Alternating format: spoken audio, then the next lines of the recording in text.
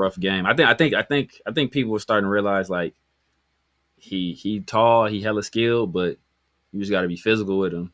And then that's like that's all of them like that for real. Yeah, getting their shit. Yeah, he like so he's 7'5". I seen highlights, man. Like as far I'm going back to Melo's son. I seen highlights of him. He kind of nice, bro. Oh, Melo's son is nice. Son is nice, skilled, man. You could tell like Pops put him on game. Yeah. Nah, fact. Hey, Pharaoh, you about to take a victory lap on the receivers today or what? Oh yeah, man. I was gonna post it on social media, but man, there's so much shit I could just go back to. I was trying to cook motherfuckers on the spy tech shit, and we're gonna get into that. We're gonna have that conversation. But the receivers, yeah, we're gonna talk about that, man. We're gonna talk about all this, man. This game was this shit show, man. It is what it is, man. But I was gonna say, Severe, I finally watched Tenet. Okay, what you think? This is the second time where I sat down. I was really trying to. So the idea, the concept was interesting. Like Nolan was hella like crazy for even trying it. Yeah. But I ain't gonna lie. He should have had a different lead actor though. Oh, you just said Denzel son. Oh, he's disgusting. He's no charisma. Just hella boring. Like you should have not. He for sure got connections. Denzel, like he's Denzel's son. Like he got connections. You know what I'm saying? Like because there's way better actors than him. I'm sure there's other better actors that don't have an opportunity. Just because he's Denzel's son, he for sure knows hella directors, and it was disgusting. But hey, man, don't forget to clock in, like, comment, subscribe, hit that notification bell. Here we go. Great Pharaoh, the gift of Troy is a fabulous fabric from the land of the 5 rivers.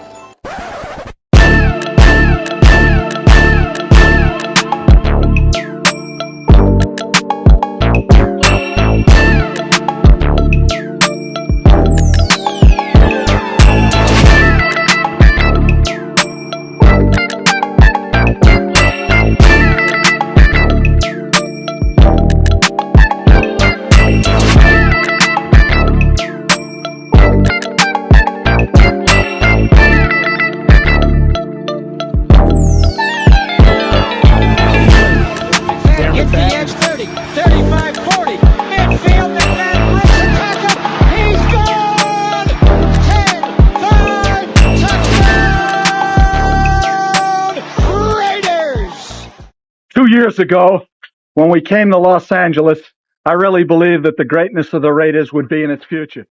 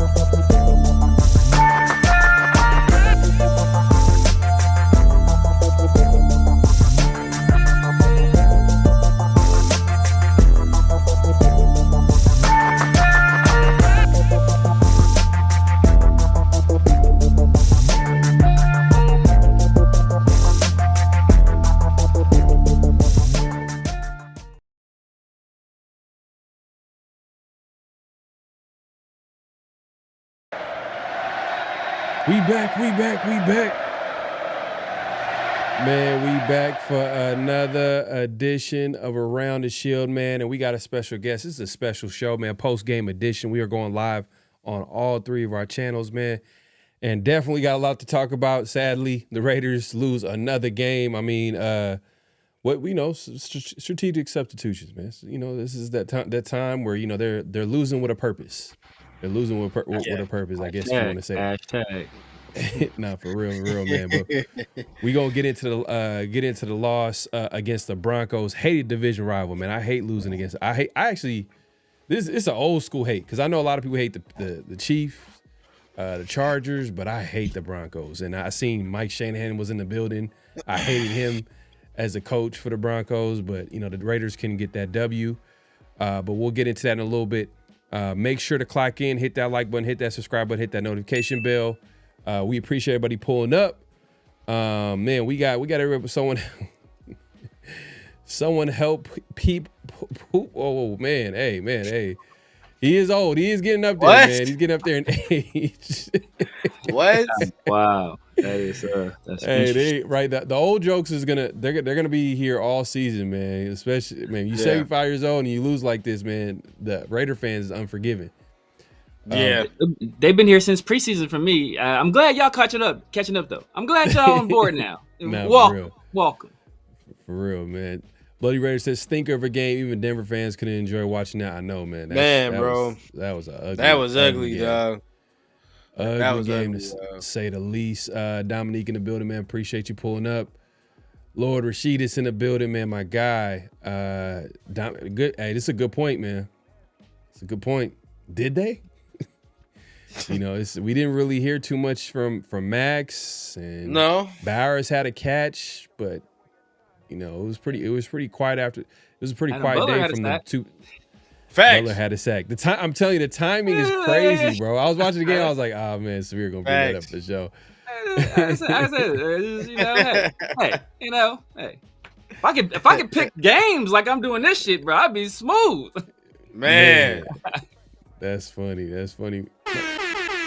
My guy Bosco with the super chat. He says, salute to the guys. Farrell, Severe, appreciate y'all work. Hey, man, appreciate you coming through, man, and supporting the show as always, man. My guy Bosco Steady Eddie, man. in the building.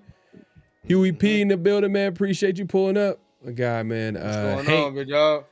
I know, Hank. It's wild, man. Man, it was an ugly nasty game. Work, bro. Ugly game, man. Ugly game. Salute to everybody pulling up. Martinez in the building. Appreciate you pulling up. Chavez in the building. Appreciate you pulling up. LS in the building, man. Hey, man. We hanging in there right now. Chavez Chavez says, okay, bro, what we doing with Gino? Going back out. What's really going on here, man? For sure, not trying to. I think it's a combination of Gino, and then I guess the conspiracy theorists out there could be like, Pete doesn't want to pick it out there to start a QB controversy early on because that's his guy or whatever. But man, today was more than just Gino, man. It was just all around effort on the offensive side of the football. TK,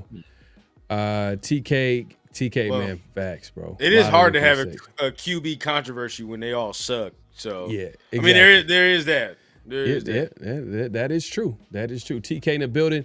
It's a lot of rookie mistakes. Facts, bro. It was the rookie class kind of showed their ugly hand today. But they need to play. Let them play. Let them get this mistakes, get that experience. But it was ugly. I'm not gonna lie. And we're gonna get to how ugly it is, especially because it's not just one game for some guys. It's been the entire season, and we'll get into that. Facts. Brandon in the building says yet another pathetic, embarrassing loss on Stream Live. Yeah, everybody's seen that. They've seen how bad the Raiders are, and the jokes will continue. Yeah, the jokes will continue. Jesus says strategic substitutions, right? Yeah. Bro, you know what time it is. It's been that time. Yeah. It's been that time. Yeah. Facts. You know what? That being said, let me give y'all an update. At 2-7, the Raiders are currently where we at? Sixth overall. God. Well. We on Thursday. We got to see. We got to let everybody play on Sunday. See how shit shake out. Well, right now we're tied. Well, it's true. That's true.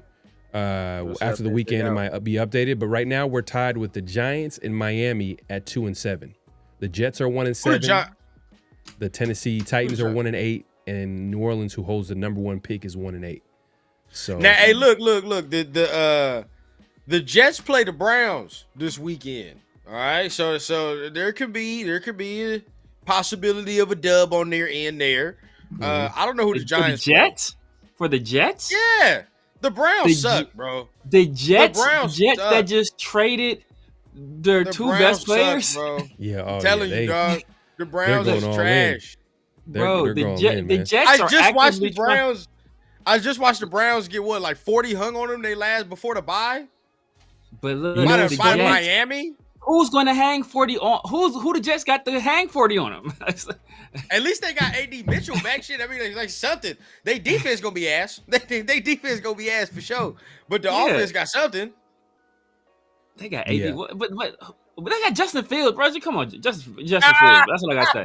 That's what I gotta say, bro. Justin Fields, bro. That's all I gotta say. They still got Garrett. They still got AD. They still got Brees. Feel what I'm saying? Brees there, but he don't want to be there, bro. You seen Brees been posting memes all since the trade deadline, bro. Like he got his fingers on the glass, watching everybody else play outside. He like, dang. Yeah, nah. Browns probably defense would be just enough, but that's gonna be a shit show of a game. So you know what I mean. Whoever lose that game, whoever lose that game, that's fucks us off of seeding. Nah, I was gonna say too. I was gonna say that the Jaguars probably be the last winnable game, but that Browns game is looking ugly. But I'm just thinking about that defense. Because it's basically going to be the Broncos defense all over again, but their quarterback situation is ugly. Oh, yeah, their offense sucks. Do you see what Nick Benito? Bro, look, the Denver Broncos. The Denver Broncos offense sucked. Like you see, Nick Benito basically won them the game by himself, damn near. Yeah. Oh, Myles Garrett gonna wreck shop. He gonna wreck shop. Myles Garrett gonna. He just had 5 sacks 2 weeks ago, bro. But see, this is the thing. I think the Browns' offense is even worse than what we just saw. Even worse. That's the nasty part. They got Jenkins. You know what? Yeah, if they can run the ball, it's gonna be nasty. Let's see if I can play a little bit of that. I mean, I don't know. I don't have the. So Pete was asked at the pressure why Geno came back out hurt. His answer was because he wanted to come back out. And the thing is, they ran the ball like 5 straight times. It was like, damn, it's hella obvious. Like, yeah, he didn't. Fuck it. Bro, that's sad. Hey, he making that money. Hell no. Send him back out there.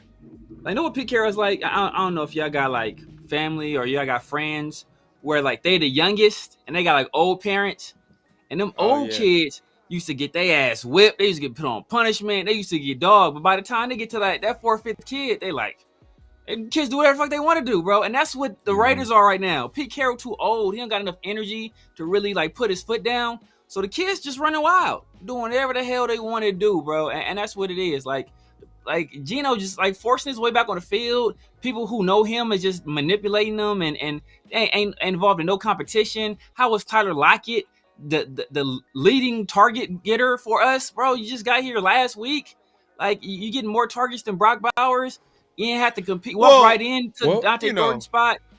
First of all, your ass making big bucks. You goddamn right. You trot your ass back on out there if ain't nothing too crazy. You know what I mean? Like now, if he was for real hurt, by all means, I condone you sit down. You know what I mean? Let's do that. But if you can trot your ass back on out there, you got 12 picks. You goddamn right. Seize the day. Do what the fuck you got to do, bro. If you come out here, you win the game. Ain't nobody tripping about how you just played. But either way, you know what I mean? I think they trying to salvage something. You know what I mean? That it just looks like a losing effort in trying to salvage something winnable. You feel what I'm saying? Like that's exactly what these motherfuckers is doing. And to me, bro, both of them have to go. To me, it's plain and simple. After this season, Geno got to go. Pete got to go.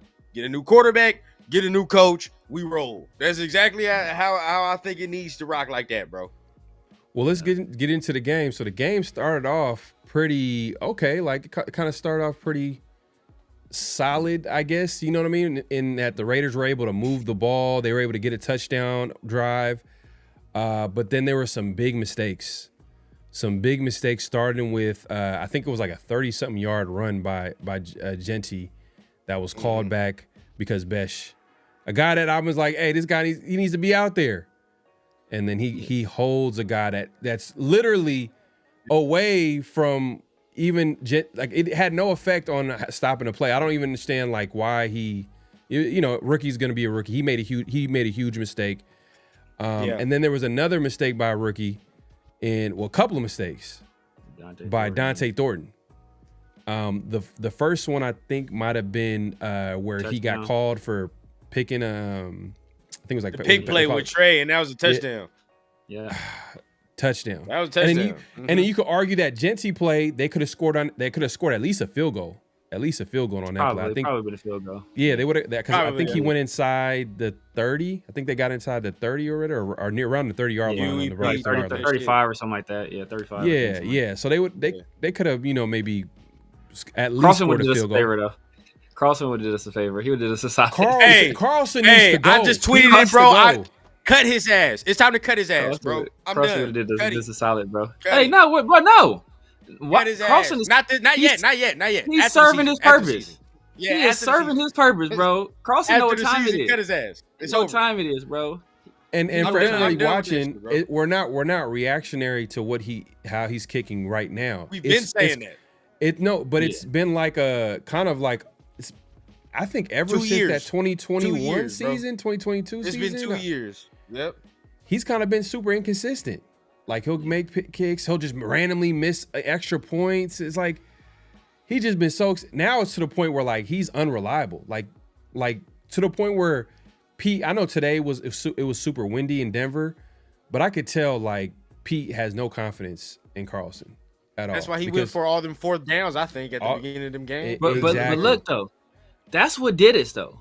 That's what did us. When we went for that fourth down, and I said in the chat, like, bro, that killed our momentum. Because AJ Cole was in his AJ Cole, our best player, bro. I don't give a fuck what nobody say. I don't give a fuck about all this Mac shit, this Cole Miller shit. AJ Cole's our best player, bro. AJ Cole literally handed us that 7 points.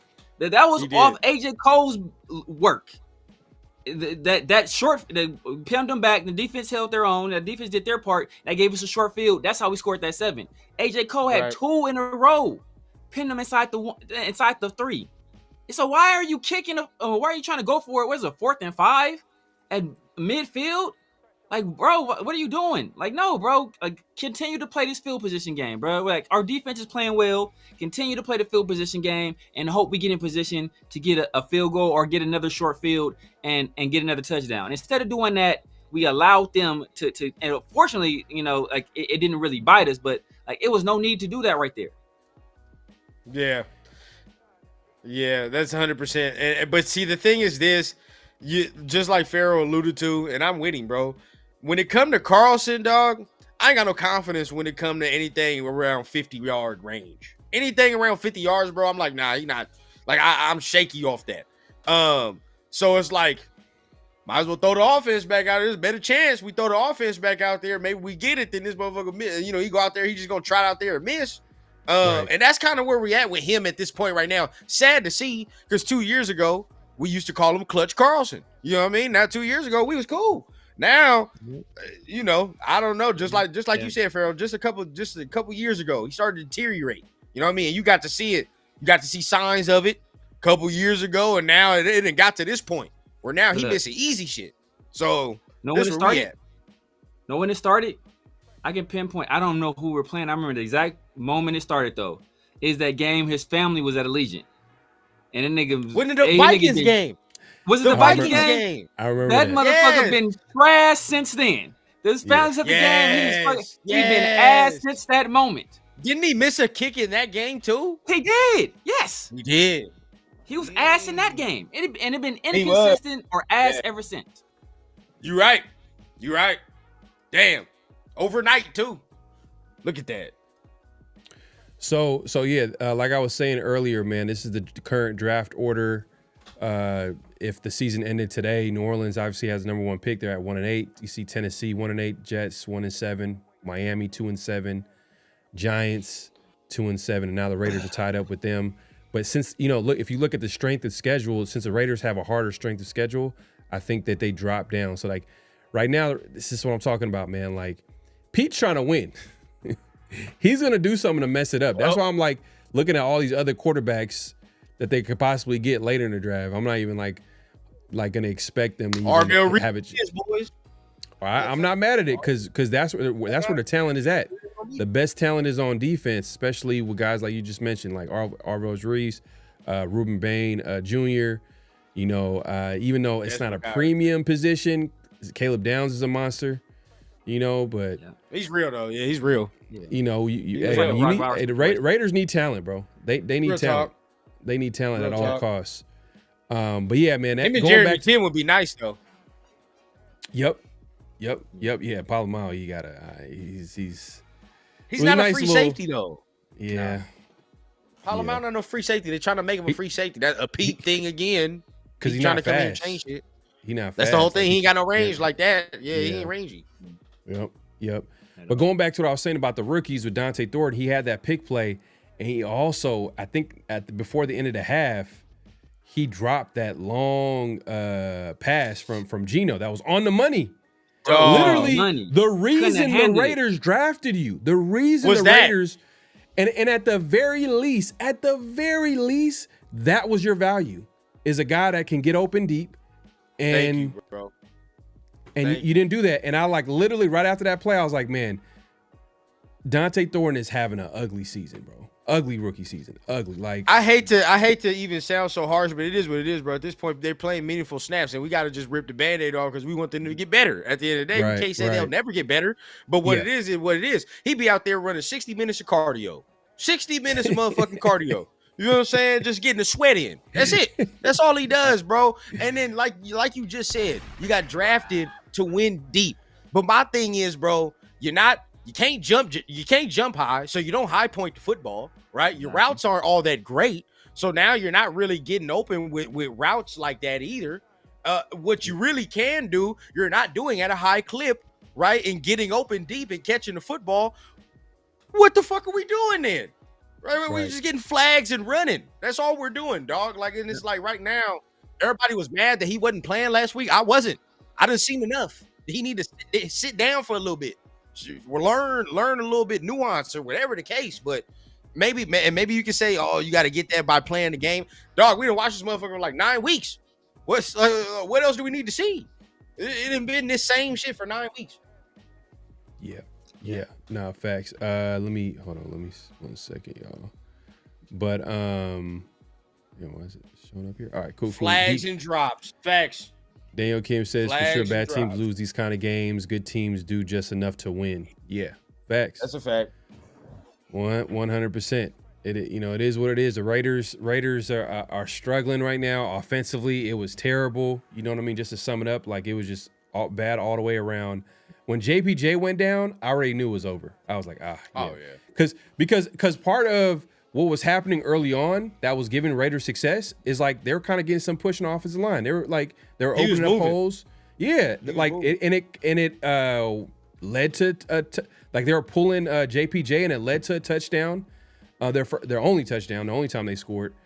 But then when he went down, it was just like when did Parham go down? I don't even know. I didn't even know. Yeah. So I saw. Did he get benched? Putnam I think he got benched. So I didn't even see. I think even he know. got benched, bro. I didn't see nothing about him getting because Will Putnam was playing some last game too. I want to say, so he must have got benched. Like that's what I'm saying, bro. All right. This is something's weird. Something's weird. This is favoritism stuff. And if you're not going to play Parham, why Caleb is Caleb Rogers Rogers not active? Caleb Rogers. Thank you, dog. Thank you. It just makes zero sense. Zero sense at all, bro. 0 cents at all. But hey, So at least, I'm trying to figure that at same least we thing got out. Gentry involved in the passing game, though. Hey, where did Putnam come from, bro? Like, where did Putnam come from? That's my question. I was waiting for that, man. I was waiting for that. He was a backup center. Technically, that's what he's supposed to be. Where the fuck did he come from? Now he's supposed to be. But bro, you got 3 other guys that play center. That don't make sense. Let me know if y'all noticed this, but when JPJ got hurt, to me, we lost the physicality. Like it was, you know what I mean? Like we were kind of moving him a little bit when he was in there. We scored that touchdown. I was like, all right, we got some teeth right now. You know what I mean? I could tell we trying to get with him a little bit. But after he got hurt, it looked like we started to get punked around a little bit. There's a moment that I caught during the game with Parham that some people may not make a big ass deal out of, bro. But then when I saw that moment, after that moment, he got taken out the game. Now, I don't know what it is. I don't know what it was. I'm not trying to make a whole big thing of it, but it's like, you know, like, and this is little shit. Sometimes you look at little shit. You know, like when you get into the huddle, everybody, you know, dapping up. You know what I mean? Everybody like doing their little shit to get everybody pumped up. He the only motherfucker like not doing that with everybody. Like he just like, he not trying. He look like he not trying to hear nobody. And then after that, they took him out. I don't know what the fuck going on with that, but at the end of the day, he did. It looked like he got benched. To me, it didn't look like nothing was wrong with him. Yeah. Yeah, I don't know if that was the best timing to bench him because JPJ now, going down now against this defensive line. Like, did he say something about your mom or something? Like, what did he do? Like, what is going on? Like, come on, this is a hostile environment, division rival. You know, obviously we're looking at the bigger picture. We're like, hey, we need to make sure we solidify this draft position. But in their eyes, they're trying to win. So if they're trying to win and this is the type of games that they play, what makes me have confidence that they're going to win long term? Because they're going to play these types of games. Now this is where we could be cool though, right? We could be cool in saying if they do get fired after this, the only thing that we can hope is that we know that we suck. The only good thing is that these motherfuckers are so delusional in them trying to win that they don't really see how bad we are. You feel what I'm saying? So they just gonna keep trying. They gonna keep doing the shit that don't work, which means we gonna get our top 3 pick. We gonna be straight. We gonna be straight. Yeah, boy, but I'm gonna be real, bro. Denver's some cheeks. Like if we were actually a good team, it's a Denver movement, sucks, y'all. bro. It's a movement. Denver SS is a movement. Yeah, hashtag y'all. SS. Hashtag SS, bro. Jacoby laughing his ass off. Yeah, man. He's like, whoo. Oh, man, he's laughing. His feet kicked up in the Florida weather. Exactly. His feet kicked up in the Florida weather. He's good, bro. Man. Yeah, man. But Bowers had one catch? One catch for 31 yards. Catch, yep. 31 yards. Are you fuck? Yeah, in the first half. 3. And only 3 targets. But that being said, the highest players on our team only had 4 targets, and that was Michael Mayer and Tyler Lockett. They each had 4. Like it seemed like we were on the field, but like we didn't do shit. You know what I mean? Like it seemed like we just had hella drives, but did nothing with them. You know why? Because we had a bunch of short fields because AJ Cole flipped the field position. It didn't take a lot of plays, but we was out there a lot because they kept going 3 and out, and we would get a first down, and then go like so. That's like we was out. It seemed like we was out there for a minute, but we wasn't doing shit. But that's what I'm saying, bro. Like there's some cheeks, bro. They suck. Yeah, I will say this though, man. I think, man, like the Raiders had every opportunity to win this game. Every opportunity 100%. from a field from the first of all, shout out to the defense, man. They played well. Like, you know what I mean? They showed up today. I know we're talking about the offense and how bad it was, but the defense came and showed up today. Kelly, he dropped 1 pick, but he got 2. He was 2 for 3. He had 2 picks, but the picks was kind of like, Now come on, bro. Yeah, there was some layup punts. But it was funny though because before the first pick, there was a few times where I'm like, man, like there's a lot of tip balls or whatever. The Raiders got to get one of these as a turnover, and as soon as that happened, Kelly gets an interception. But he did get the turnover. Look, we say them as easy picks. That they Thornton would have caught the motherfuckers. I tell you that. No, real talk. That they Thornton making them plays. Hey, that they Thornton ain't making them plays rotated, at all, man, if you're a Raider fan, because I don't want to go all in because like I knew that this was gonna happen. Because they put Dante Thornton all the way up on that starting spot, and I'm like, bro, like he needs time to develop. So what's gonna happen is once people realize that he needs time to develop, meaning that like he's not gonna show up when they need it to because he's still needs to get better as a player, especially in NFL. It's the best of the best. If you got some deficiency in your game, it's gonna show up. Watch the noise is gonna be about yeah, Dante Thornton ain't no Calvin Johnson. We've been hoodwinked. He's like, just going in on him. Y'all hoodwinked yourselves. Exactly. And I don't want to do that. But I'm not gonna lie, as a Raider fan, and we've seen fast receivers. How have they not learned, bro? Johnny Lee Higgins. Who else? Give me some more. We got hella. We got hella receivers that Johnny are just Lee fast. Higgins, Doug Gabriel, Aldis Whitted, Darius Carlos Hayward-Bay. Darius Hayward-Bay. Boom. More, bro. How many fucking examples do you need? Rico Gafford. God damn. Oh man, Rico Gafford. Examples up the yin yang, bro. But yet we continue to fool ourselves. You know what I mean? Same shit with this quarterback. But yet I don't think some of us have realized it yet, though. You know what I mean? We go through the same cycle with this quarterback every year. I guarantee you, some people gonna start calling for Kyler Murray as the season ends. I already smell it. It's happening. I don't want that shit at all, bro. Not at all. You better not, bro.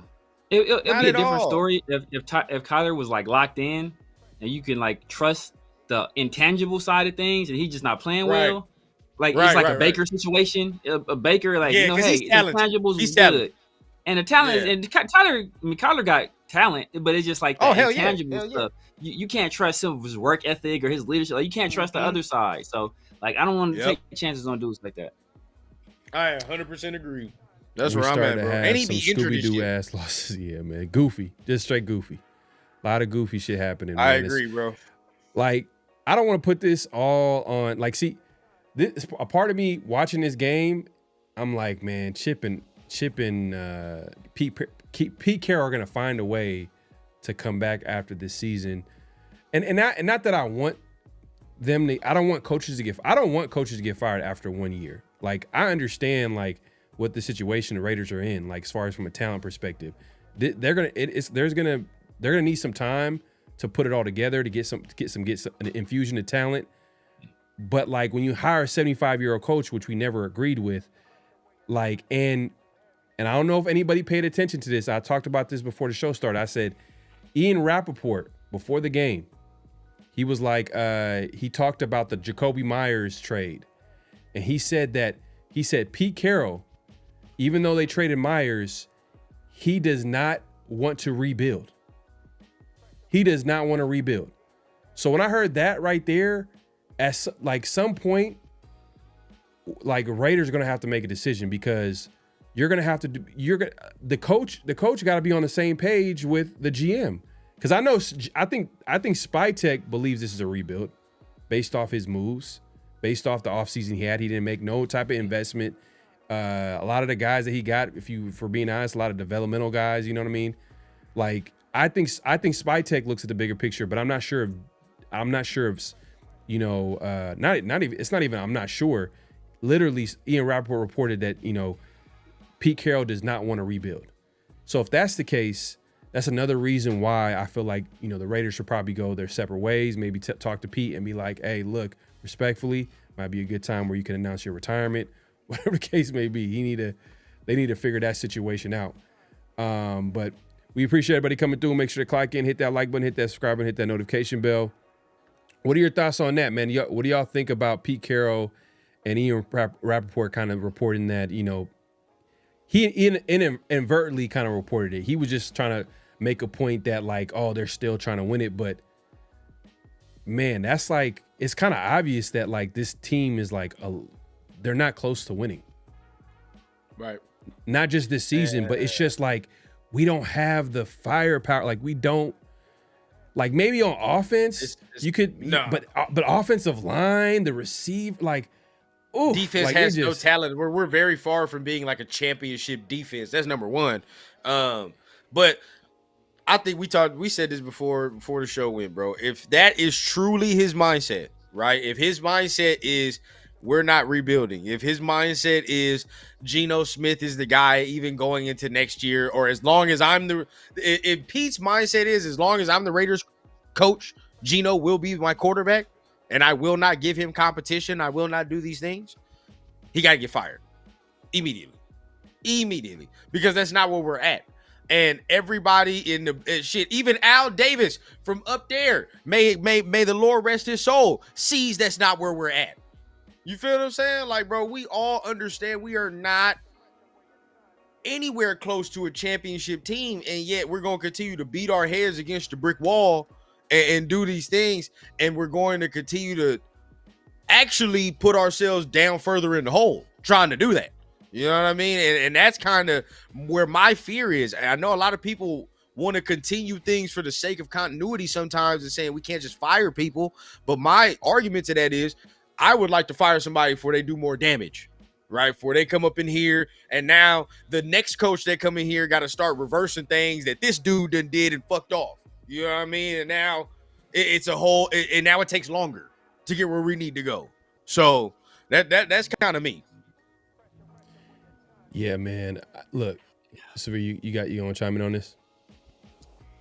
Man, we know what it is, man. Like, Pete has lost his fastball, bro. Like, this man doesn't know. Fact. He doesn't. He literally doesn't know what he's doing. He literally doesn't know. Like when you answer a question, why did you put your injured quarterback out there in a winnable game against a pass rush that's been getting home all night long, where he would probably have to move and buy some time? And his answer is, you wanted to get back out there. Like what? Like, bro, go sit your ass down somewhere, bro. Go sit your ass down somewhere. Go take up a hobby. Just collect some stamps. Get some trading cards. Play some golf. What's that little tennis game the old people playing? What is that? What is that thing? Parcheesi. Nah, it's a little tennis game. What is it? I want to say not pickleball. I forgot, but go do that. Pickleball. Go do the little tennis game. Is it pickleball? Yeah, go play some pickleball. Yeah. Go do that. Yeah, man. I look. It's like, just to a rundown's point, man. At the end of the day, like, we're thinking long term. If a 75-year-old coach wants to win now, which is obvious, just based off his age, we didn't even have to hear that report to know that he wants to win now. We know that he wants to win now because that's the only. He doesn't have enough time to stay for a rebuild, so he wants to. And I'm sure he didn't like how Seattle's situation ended. So he wants to leave on his terms. He didn't like how he had to step down, especially for all the success he had with Seattle. He's coming to the Raiders trying to basically prove a point that he still got it and he still can build a winner and all this stuff. But at the end of the day, like, realistically speaking, the Raiders are a ways from competing, and we don't have enough talent on this roster, and we're rebuilding. So if that's the case, and to Rundown's point, there's going to be some big decisions coming up, meaning getting a quarterback. And we got to make sure we make that work at all costs. And how do you make that work? Stability. So you find a young coach, and if it's a top defensive coach, you pair him up with a really good OC. If it's an offensive coach, even better. Then you can have him pair up with a rookie QB, and then they can develop that QB and he'll have some stability for the next 3 to 4 years.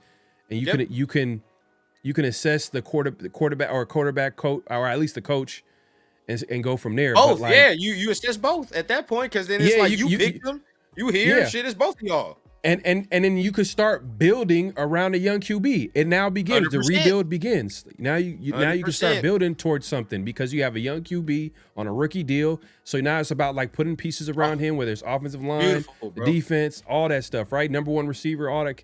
That's going to happen over time.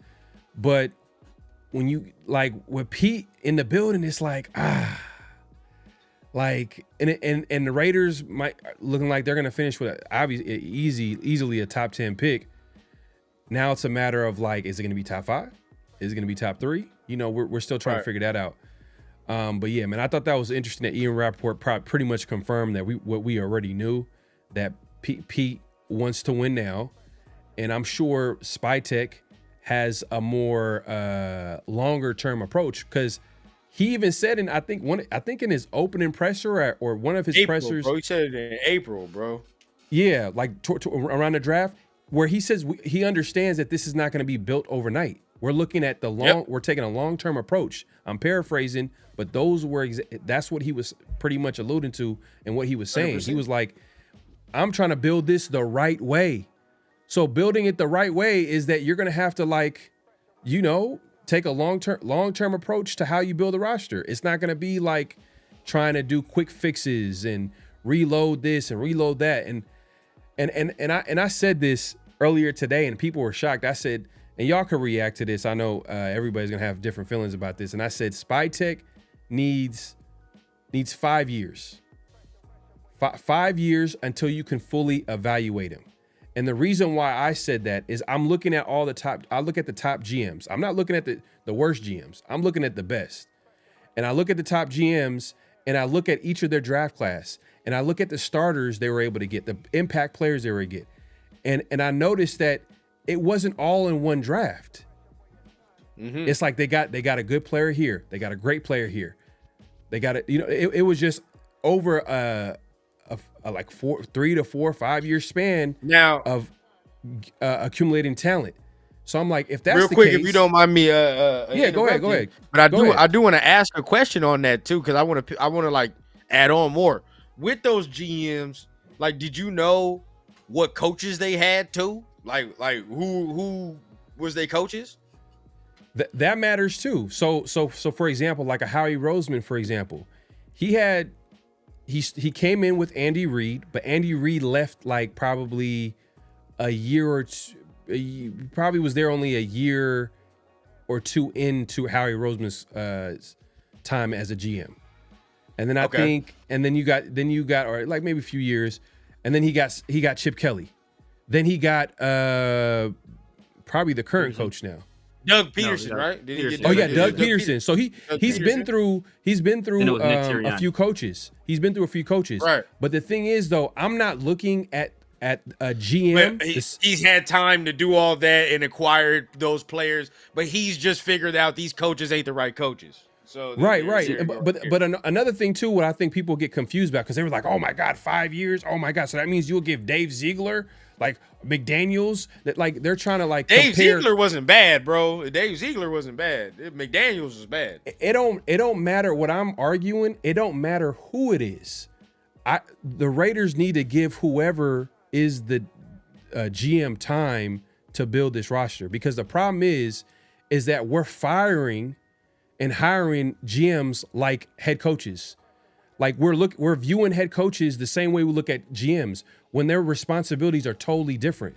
When GMs, when they make moves, their moves are based off adding talent to the roster while keeping an eye, like their main responsibility is adding talent to the roster, but while keeping an eye to the future, right?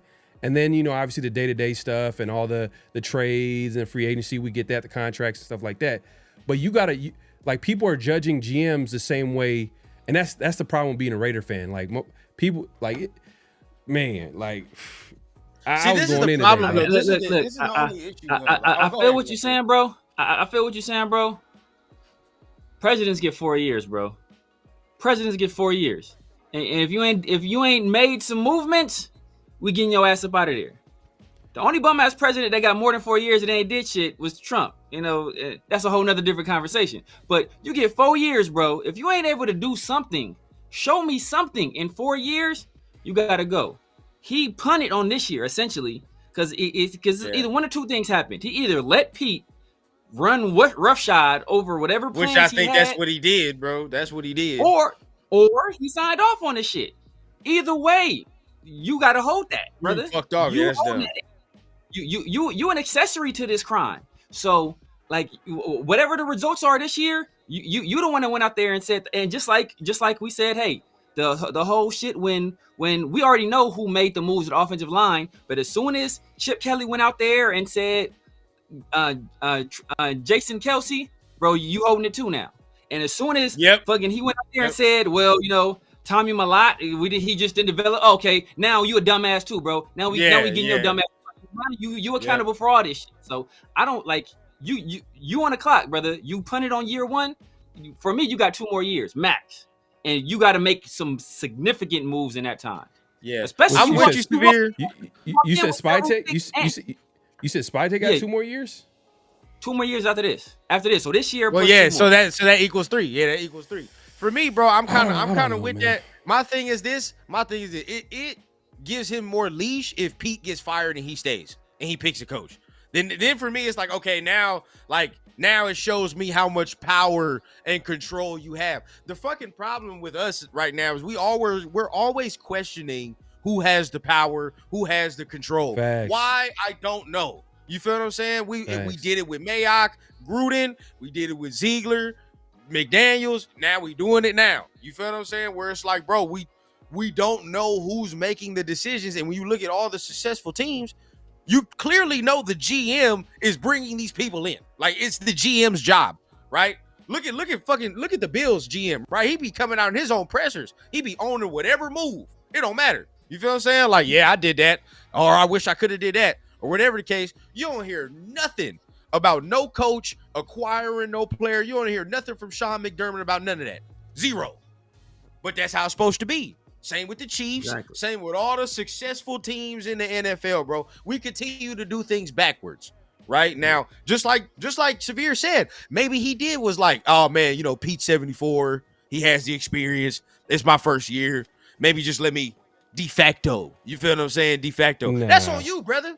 This is $1 million job. I'm not finna let somebody fuck up my $1 million job on my watch. Exactly. Sorry. Exactly. You feel what I'm saying? So if I don't agree with the move, no, we finna talk this out. No, sir. So that's on Spy, bro. He got one more year. You got $190 million. You about to damn near have a top 5 pick, right? And how many draft picks? Like 11? Yeah. There's no excuse, bro. 11. There's no excuse. You got to get things done this year, bro. You got to get things we were done. number two in cap space last year. Yep. Or coming into this season. I wasn't really this mad because this free agents was kind of ass last year. But we didn't do nothing with it. We could have there's an offensive line. There was offensive lineman that was out there. There's other moves we could have made, and we elected not to. We elected not. So I ain't expecting this offseason to do anything. Like I ain't expecting him to do anything more this entire offseason. And it's like if you're willing to stake your reputation on letting this old 74-year-old man like destroy like your entire plan, bro, I can't trust you just as a leader in the organization. Because and the fact we knew it was trouble. Nobody we should know it was trouble when they was talking about the draft, and then Pete low-key shuts them like I think they was asking about Ashton Genty. He got to talking to Pete, was like, no, shut up. Like I knew it was trouble. I was like, oh shit. He was joking. He was joking, but I'll say this because I don't think that's the situation. I don't think it's because if he had final say on things, then he's going to have final say on things. I think he's going to take advantage. He's not going to take advantage. That's his responsibility. He's not going to let another person make decisions for him.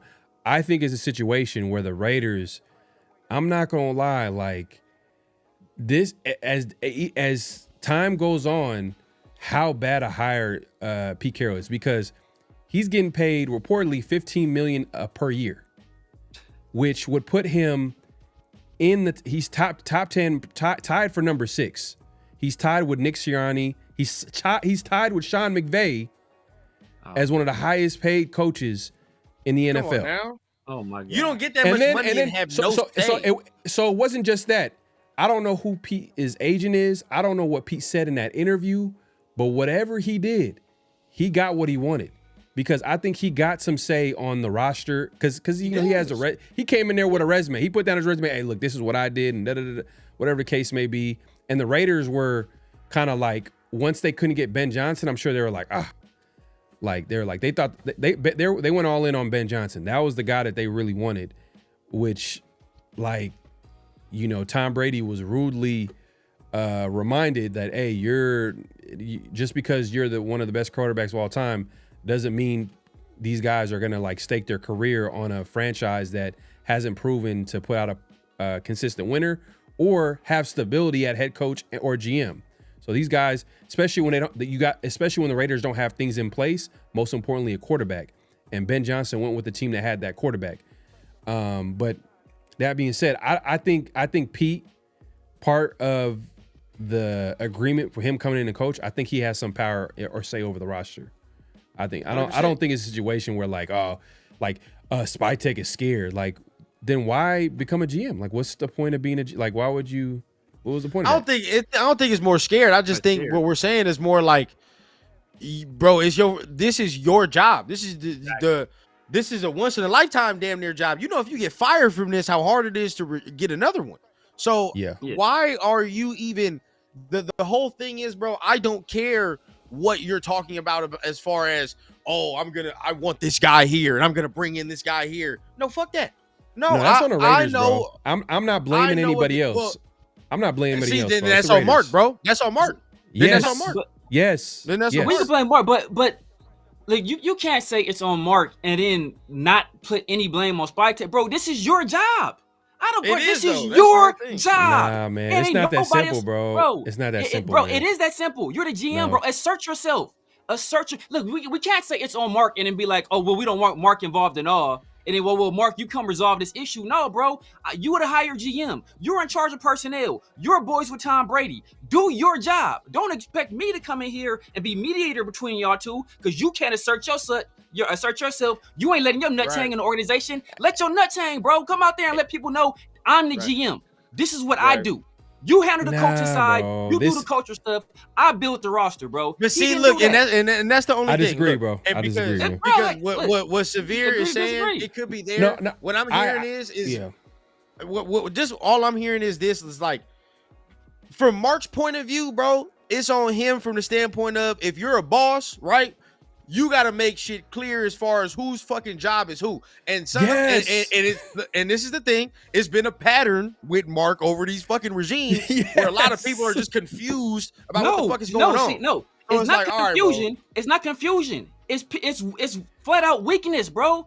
He straight up said, yo, when we made the deal with Ziegler and McDaniels, I let them know. You're the personnel guy. You're the coach. Ziegler did not let his nuts hang. Obviously, with Telesco and AP, we saw the dynamic there was no confusion at all, right? Because we saw how AP was looking on draft night. And this is the same situation, bro. You are the personnel guy. This is your job. We gave you the most bread in the NFL. We gave you several draft picks. We gave you all of that, bro. Do your job. Don't fall back and be like, well, this old man is telling me, like, bro, what? He's won a Super Bowl and shit and all that. Yeah, bro, nah, bro. Nah, he won a Super Bowl as assistant GM. So, bro, you step in, you assert yourself. That's how it goes, bro.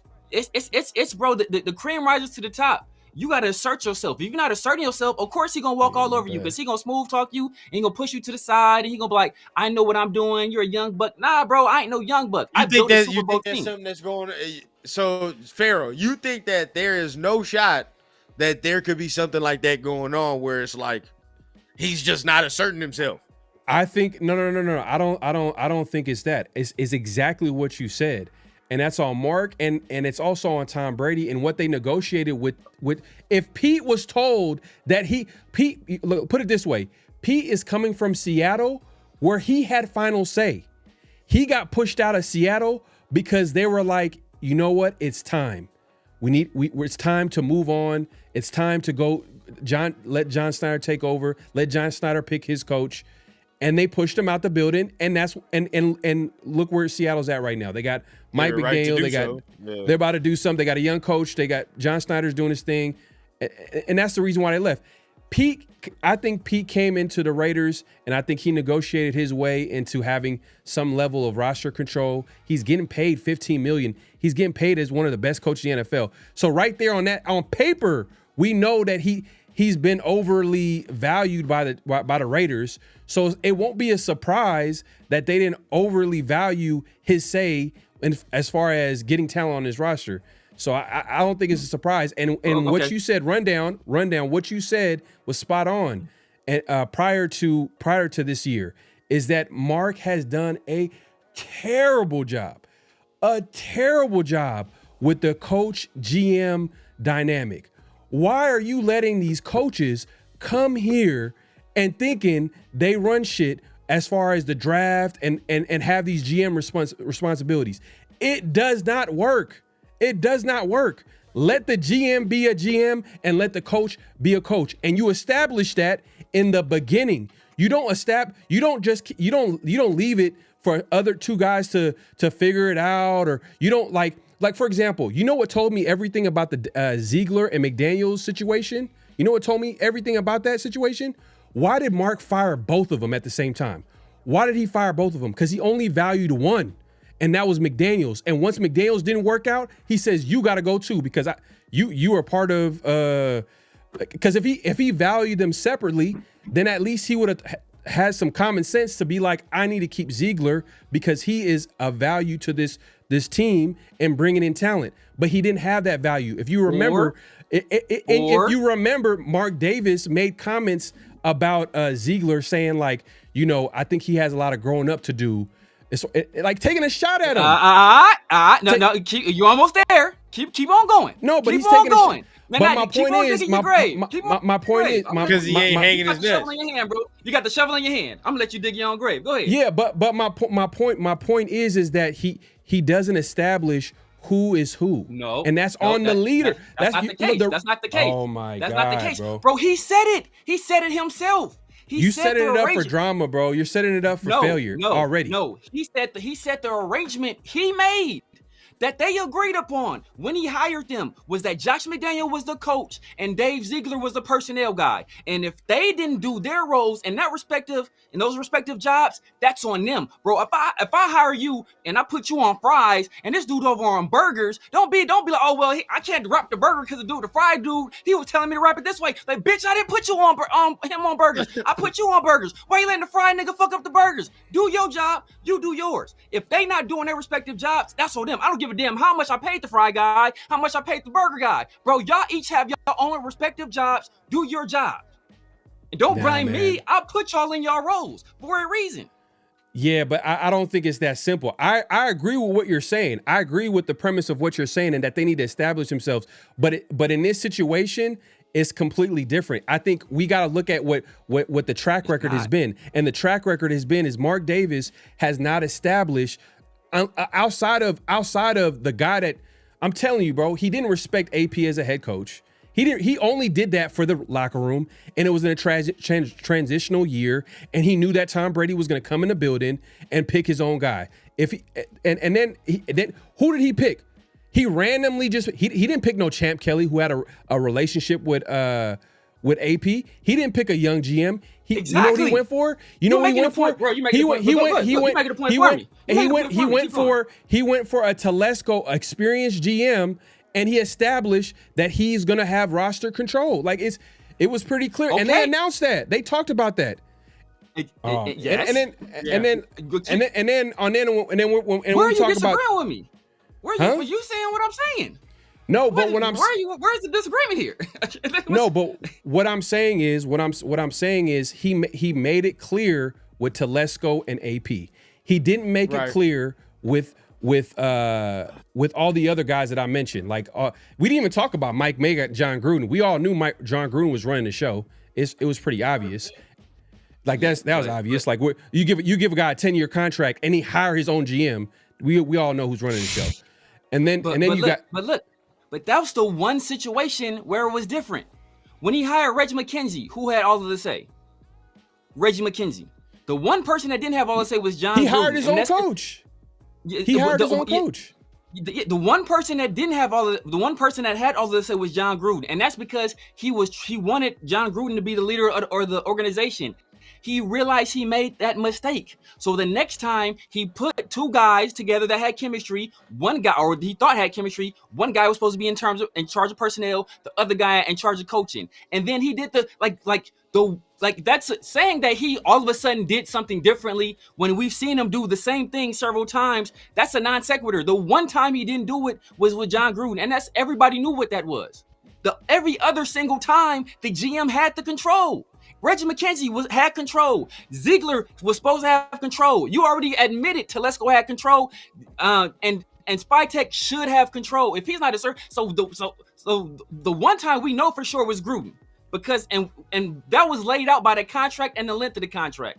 But every other single time, the GM should have did their job. You said yourself, he was shitting on Ziegler for not stepping up. You wonder why he got fired when Josh McDaniels got fired? Because, bro, you didn't let your necks hang. So what do I do the next time I come out here? I'm hiring a GM that's going to have personnel control over the team. And he did the same thing this time. The fact that Spytek is not asserting himself, that's on Spytek. Nah, look. I'm gonna disagree with you on this one, just because, like, at the end of the day, I think that when you hire somebody, you got to establish people's roles. You got to let them know exactly what their roles are. And I know, and we could look at the, like I said, we could look at the track record of Mark Davis and how he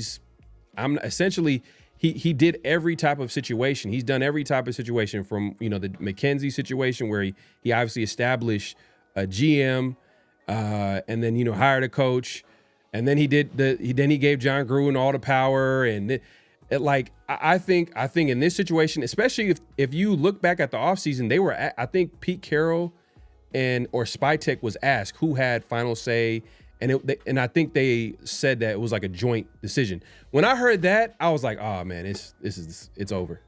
It's like, because you got to establish hierarchy. You have to establish hierarchy. You got to establish who's going to make. Bro. That's weakness right there. If I'm in that press conference, that is, bro. If I'm in that press conference, you know what I'm saying? Who has final say? I am the GM of this team. I will work in concert with my head coach, and obviously I will try to cater to his needs. But I am the person that makes the roster decisions on this team. That cut and dry, bro. Cut and dry. If you too pussy to do that, that's on you. Don't blame that on somebody else. Nah, man. Look, I think Spytek needs to pick his coach straight up. I will say that. I don't think Spytek picked Pete Carroll. We can all agree on that. I think Tom Brady and them did. Yeah. I mean, it's hard to say, bro. It's not hard to say. They interviewed Pete Carroll before they hired Spytek. It wasn't their first option. I'll say that. It wasn't first option. Like, as far as Pete Carroll was not the first option. They didn't. They probably they wanted. They wanted Vrabel too. They wanted Vrabel before he was about to go back to the Patriots, which would have been good. I fucked with that. That was nice. Yeah. Right. But he went back to the Patriots. Then it was the Ben Johnson fiasco. Didn't end up doing that.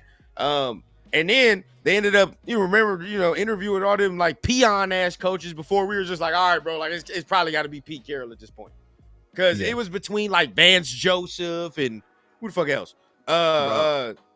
But it didn't. It was trash. It was trash. Bro, at that point, think outside the box, bro. Think outside the box. If you're on a long-term plan, and that's, I mean, like I said, I don't, because everybody said they don't want Mark Davis involved. So now Mark Davis says, I'm cool, I'm letting them run it. Y'all still dragging Mark into this shit. Like, it don't make no sense, bro. You can't say the man, he told you, he said several times, yo, bro, I'm Tom Brady. I'm Tom Brady's running. I'm deferring to Tom Brady. I'm deferring to Egon. I'm deferring to Meltman. Like, he's referring to these guys, deferring to them. So don't try and say it's him now, because we're just looking at history. We're just looking at history, and then my guy Rundown, man, he brought up Mark's name, but we were also talking about history, and then before this year, it's been Mark making football decisions. Like, it's been Mark until this year. But even then, like, you hear Mark make comments every other time it's been a clear delineation, though. The only time the coach had final say was Gruden. Every other time he set it up so the GM had final say. Now, if the GM didn't do it, that's not the setup, bro. You can't blame me, because if I set you up this way and you deviate from that, don't blame me for your deviation. Like. You can say he made bad choices in hiring the people. Hey, I'm good. Well, I'm good with you saying that. But don't blame the setup and the mix-up on me. I chose the wrong people, but I put you in your respective roles. You got to do your role. Bro, like, one of the biggest reasons why the Raiders have been bad for so long is instability. It's especially instability with the general manager, which is underrated that we don't talk about. We talk about the head coaches, but we don't talk about the GMs, because they're getting fired at the same time as with the head coaches, which is like weird. But when you start over with a GM, you have situations where players they get let go. Players that we want to stay go to other teams. They ball out and they break out with them because the new GM doesn't know anything about them and doesn't want to put all their eggs in one basket, and they want to get their guys in the building and all that type of stuff. So, and that constantly happens. That's constantly happening. There's no foundation. Like, Spytek didn't even have his scouts in the building, because it takes like a year for him. Like, I think I think this draft was the Raiders, not the Raiders scout, but the previous regime scouts. Telesco scouts. Yeah. So look, but that's not an excuse. That's not an excuse, because he's been scouting the entire. He worked in person, and he was the head of scouting in Tampa Bay. So like you, bro, you have your scouting reports, you have your notes, you got your hard drive with the breakdown and everything on every single player. So you at the same time, you still lay out the plan. Like that's like that's what I'm saying. Like don't like you can say you didn't have your people in the building. So if the information gathering part was bad, that's what the scouts do. They gather the information, but all the information was gathered by his people already. The people he had in place over there. So like that's not an excuse. So like I don't want to give him that pass, but like I said, the thing is though, I just look at things differently. When I see a young guy, I'm gonna give that young guy more time to develop. When I see a first year GM, and I know how GMs, all the successful GMs in the NFL, how they move and how they've been successful, is they needed time to put together a roster. So I'm like, you know what? I'm gonna need more time to evaluate a GM, a coach, a little bit less time, because they're going to be looked at or judged differently. They're going to be evaluated differently. They're going to be evaluated on how they develop the how they coach the team. Are they improving on the football field? Are they winning games? Straight up. And if they don't show that in a 2 to 3 year span, then you could evaluate them and be like, all right, it's time to make a change there. But a GM, I think, is a little bit longer, and that's all I'm saying. You got to give it more time. Can we nitpick right now? Yeah, because shit is not. It's not good. It's not good right now. But I'm still gonna give it more time before I can finally say like, oh, it's all bad. You know what I mean? I don't want to get into because look, we can get into nitpicking the draft and all this type of stuff. But how long does it take to really evaluate a draft class? When can you really look? 3 years. 3 years. 3 years. And that's how long I'm getting. That's how long I'm getting Spytech, bro. You on the same track, brother. Oh, okay. If that's the case, then you would have fired Reggie McKenzie after year 2. No, because Reggie McKenzie, you got to hit on your draft classes, bro. That's why I said after year 2. Well, you know what? What was the second draft class? I can't remember. DJ Hayden. No, that was trash. No, but see, I would have gave no, I wouldn't have fired him. I said he got 3 years. He got 3 years. So it wouldn't have been after. No, bro. My kind of rule on this shit be like, you gotta hit, bro. You gotta hit. Like if you. Yeah. So say if he hits on like 2-3 players, bro, in a draft class, your shit get extended. You feel what I'm saying? Yeah. Like if you hit on 2-3, cool. Next year he hit on 2-3, you extend it for another year maybe. You feel what I'm saying? Because you at least stacking talent, but you got to stack talent. Yeah. Spytech ain't hit on shit so far. Yeah, that's a fact. Well, I mean, not a single impact player out of this draft. Not a single impact player out of that. Genty semi-impact. Genty's good, but he's reliant upon 5 other guys that you have to either draft or acquire right now. That's the thing. So it's like you can't maximize. Take a running back early. Yeah. Exactly my point. Bro, like that's what I'm saying, bro. If you're the GM and you're thinking long term, and you allow the head coach to say we're going to draft this running back in the first round, bro, I don't want to hear no excuses. I was surprised, bro. I ain't gonna lie. I was so surprised that because he knows better, bro. Come on now, he know better.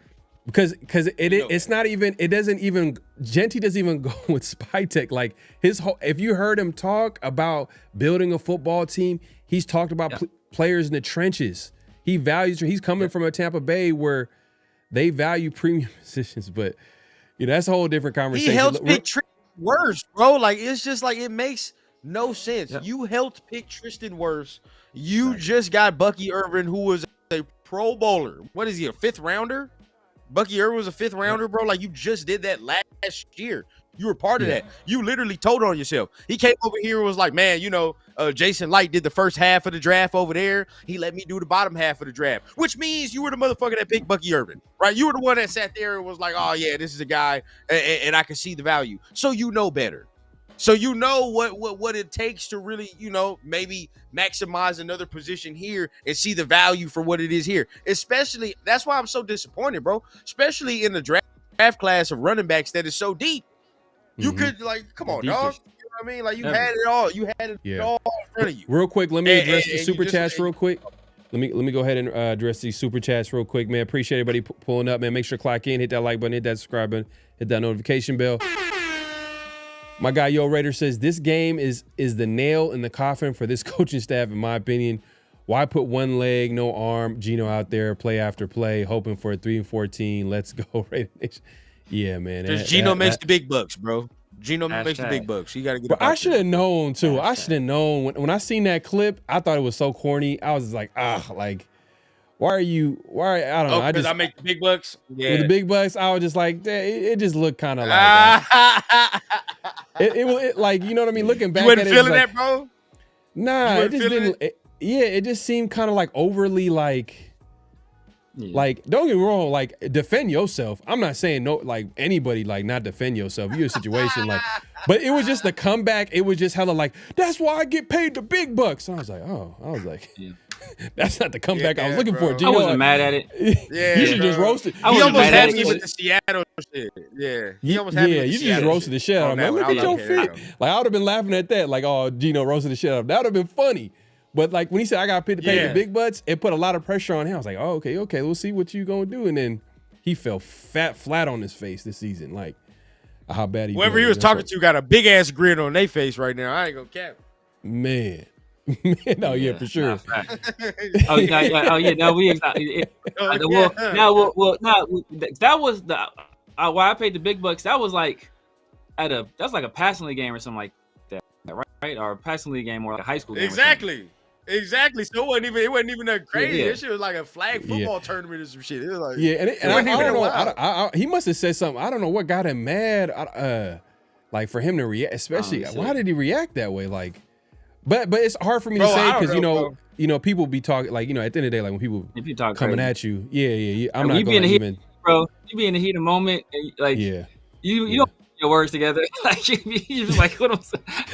I don't know. It just that like that moment when I seen it, I was just like like it wasn't like smooth. It wasn't like man, like it didn't like it wasn't like he better like get some big ski in this off season.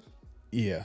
Oh yeah. Whew. Yeah, this is gonna be tough for him. And I think right now, like you could tell, like Geno's like super. He's pressing. He's frustrated.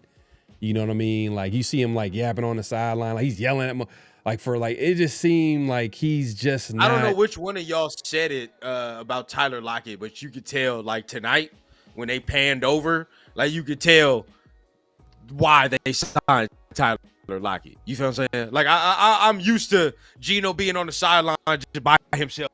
Like Tyler Lockett too, like that for real. You know what I mean? He was talking to on the sidelines. I'm like, okay, I see why. He needs somebody to talk to. He needs somebody to get on the sidelines and go back and forth with. Yeah, facts. My guy LS in the building says how Tom McMahon's still employed. Can't even blame the win on his facts, man. The special teams, and I was gonna give him credit. I was like, special teams coverage looks better. You know what I mean? And then the ugly head just reared his head like around, and there was a block punt, which led to pretty much. Was that their only points? Was that the only points? I think that led to a field goal. They like 10-7. They won 10-7, field goal, right? but that's it. Yeah, it's field goal. So, field goal, but that's it. Yeah, that led to like that was the difference in the loss. You know what I'm saying? So, yeah, man, I can't even blame the win on the DC miss. Win was blowing left and he missed wide right. Called his downfall in the preseason. Yeah, man. Look. What I'm saying, and I think we can all agree, we're not saying Carlson should be let go just because of a miss. It's because we're seeing an inconsistency from him, and it's been a long time coming. Like it's been a long period of him being inconsistent, it's been 2 years. missing extra points, missing like gimme field goals we're expecting him to make. Like it's just like when we're seeing this season, guys hitting like 70-yard field goals. And you're missing like 40-something yard field goals. It's 45, 48 yarders, dog. Like, come on, man. It's like, maybe it's time to get a younger leg in there or somebody else that will be better at doing your job. You know what I'm saying? And even last week, bro, missing PAT. Like, we missing PATs now, dog. Like, that inexcusable at the NFL level. Inexcusable. You can't miss no PAT. Yeah. Facts. My guy's LS again says, watch us get a top 3 pick and take a wide receiver. Jordan, if they're going into next draft with the mindset of this not being a rebuild, we may as well stop watching. Yeah, man. Like, yeah, this is gonna be. It's gonna be an interesting season. The way it ends, how they're gonna address. Like, I feel like Pete is gonna come back. Pete and Chip, because their excuse is gonna be like, oh, look at this team. Like, oh, the talent. Like, it's just they're gonna have a whole bunch of things where they're gonna blame on. You know what I mean? I think they're gonna come back. I think that there's a good chance they can come back. But, you know, you never know. If they do make that change, I'm all for it, because I think we can all agree we're on the same page. Like, we were on the Pete Carroll bus, man. Like, we weren't like all in on him getting hired for the Raiders, especially a 75-year-old coach, where this team is headed. Like, we know that it's going to be I want to say a long rebuild, but it's going to be a rebuild. And I don't think a 75-year-old like matches up with that type of timeline. So we'll see how it shakes out. Space Beast with a super chat, my guy. He says, hate the coach, love the Raiders, fam. Yeah, nah, facts, bro. It is what it is, man. Appreciate it, bro. Appreciate it. Much love. Yeah. D Mokes with the super chat.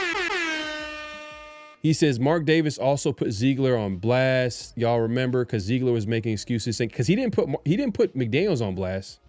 He didn't put McDaniels on blast until he fired him. Because Ziegler was making excuses saying he had no say, and Mark told him that wasn't the case. Yeah, man, it's just disgusting, bro. And then they like, I'm not like, I didn't even agree with. Like, I wasn't all in on McDaniels. Like, obviously, like, we all kind of like was like, damn, like, I thought he was gonna get fired after the season, but I wasn't 100% sure about Ziegler. I'm like, oh, okay, well, Ziegler's a GM, maybe give him an opportunity to pick another coach, but he looked at it as like he fired both of them. I was like, oh, okay, that's the case then. Yeah, I knew who you valued. You valued McDaniels. You didn't have no value for Ziegler.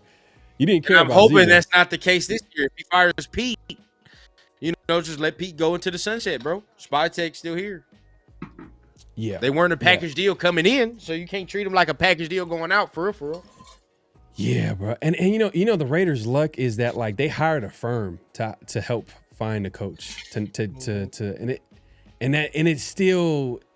they still hire, like, it just Raiders. It's a little bit of bad luck too with the Raiders, because like Severe said earlier about this year, the coach wasn't picked by Mark. It was supposedly led by Tom Brady and a hiring firm, which, you know, put together like a short list of candidates that we found out was like Robert Saleh, the defensive coordinator for the Kansas City Chiefs.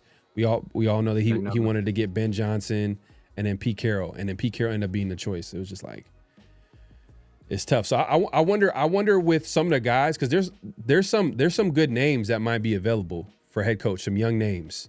I wonder if, like, Tom Brady's going to look at that and be like, you know what, this might be a good time to, like, you know, pivot, and then we have our choices of young coaches. Because it's not just like, because last offseason, I don't think there was a lot of choices, to be honest with you. I can't even remember. Not really. I mean, and we didn't have a top 3 pick. You ain't had no chance to get no quarterback. You know how I go. Yeah. Nah, facts. Yeah. Facts.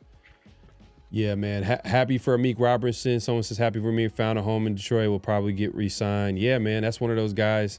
But when he got signed, it was like kind of like, I mean, at the time we looked at him as like a number 4 corner on a team. Like, so I don't think no one was like, we're gonna pay a number 4 corner. It's like, it is what it is. Joe Brady as head coach. I like Joe Brady, but I don't think Joe Brady is stupid enough to take the Raiders job. Unless he's guaranteed to get a quarterback. If it's a guarantee. If it's a guaranteed quarterback, then I could see like maybe an offensive-minded coach. Problem is the best young head coach candidates won't come here. I think we can probably get a top defensive name, bro. What do you think? What do you think of?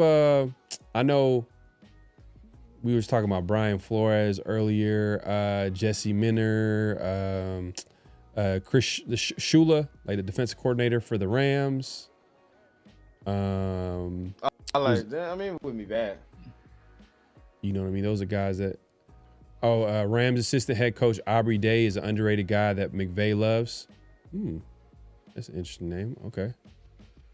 So McVay coaching tree. Can't go wrong with that. Martinez says both our team and our country got proud old.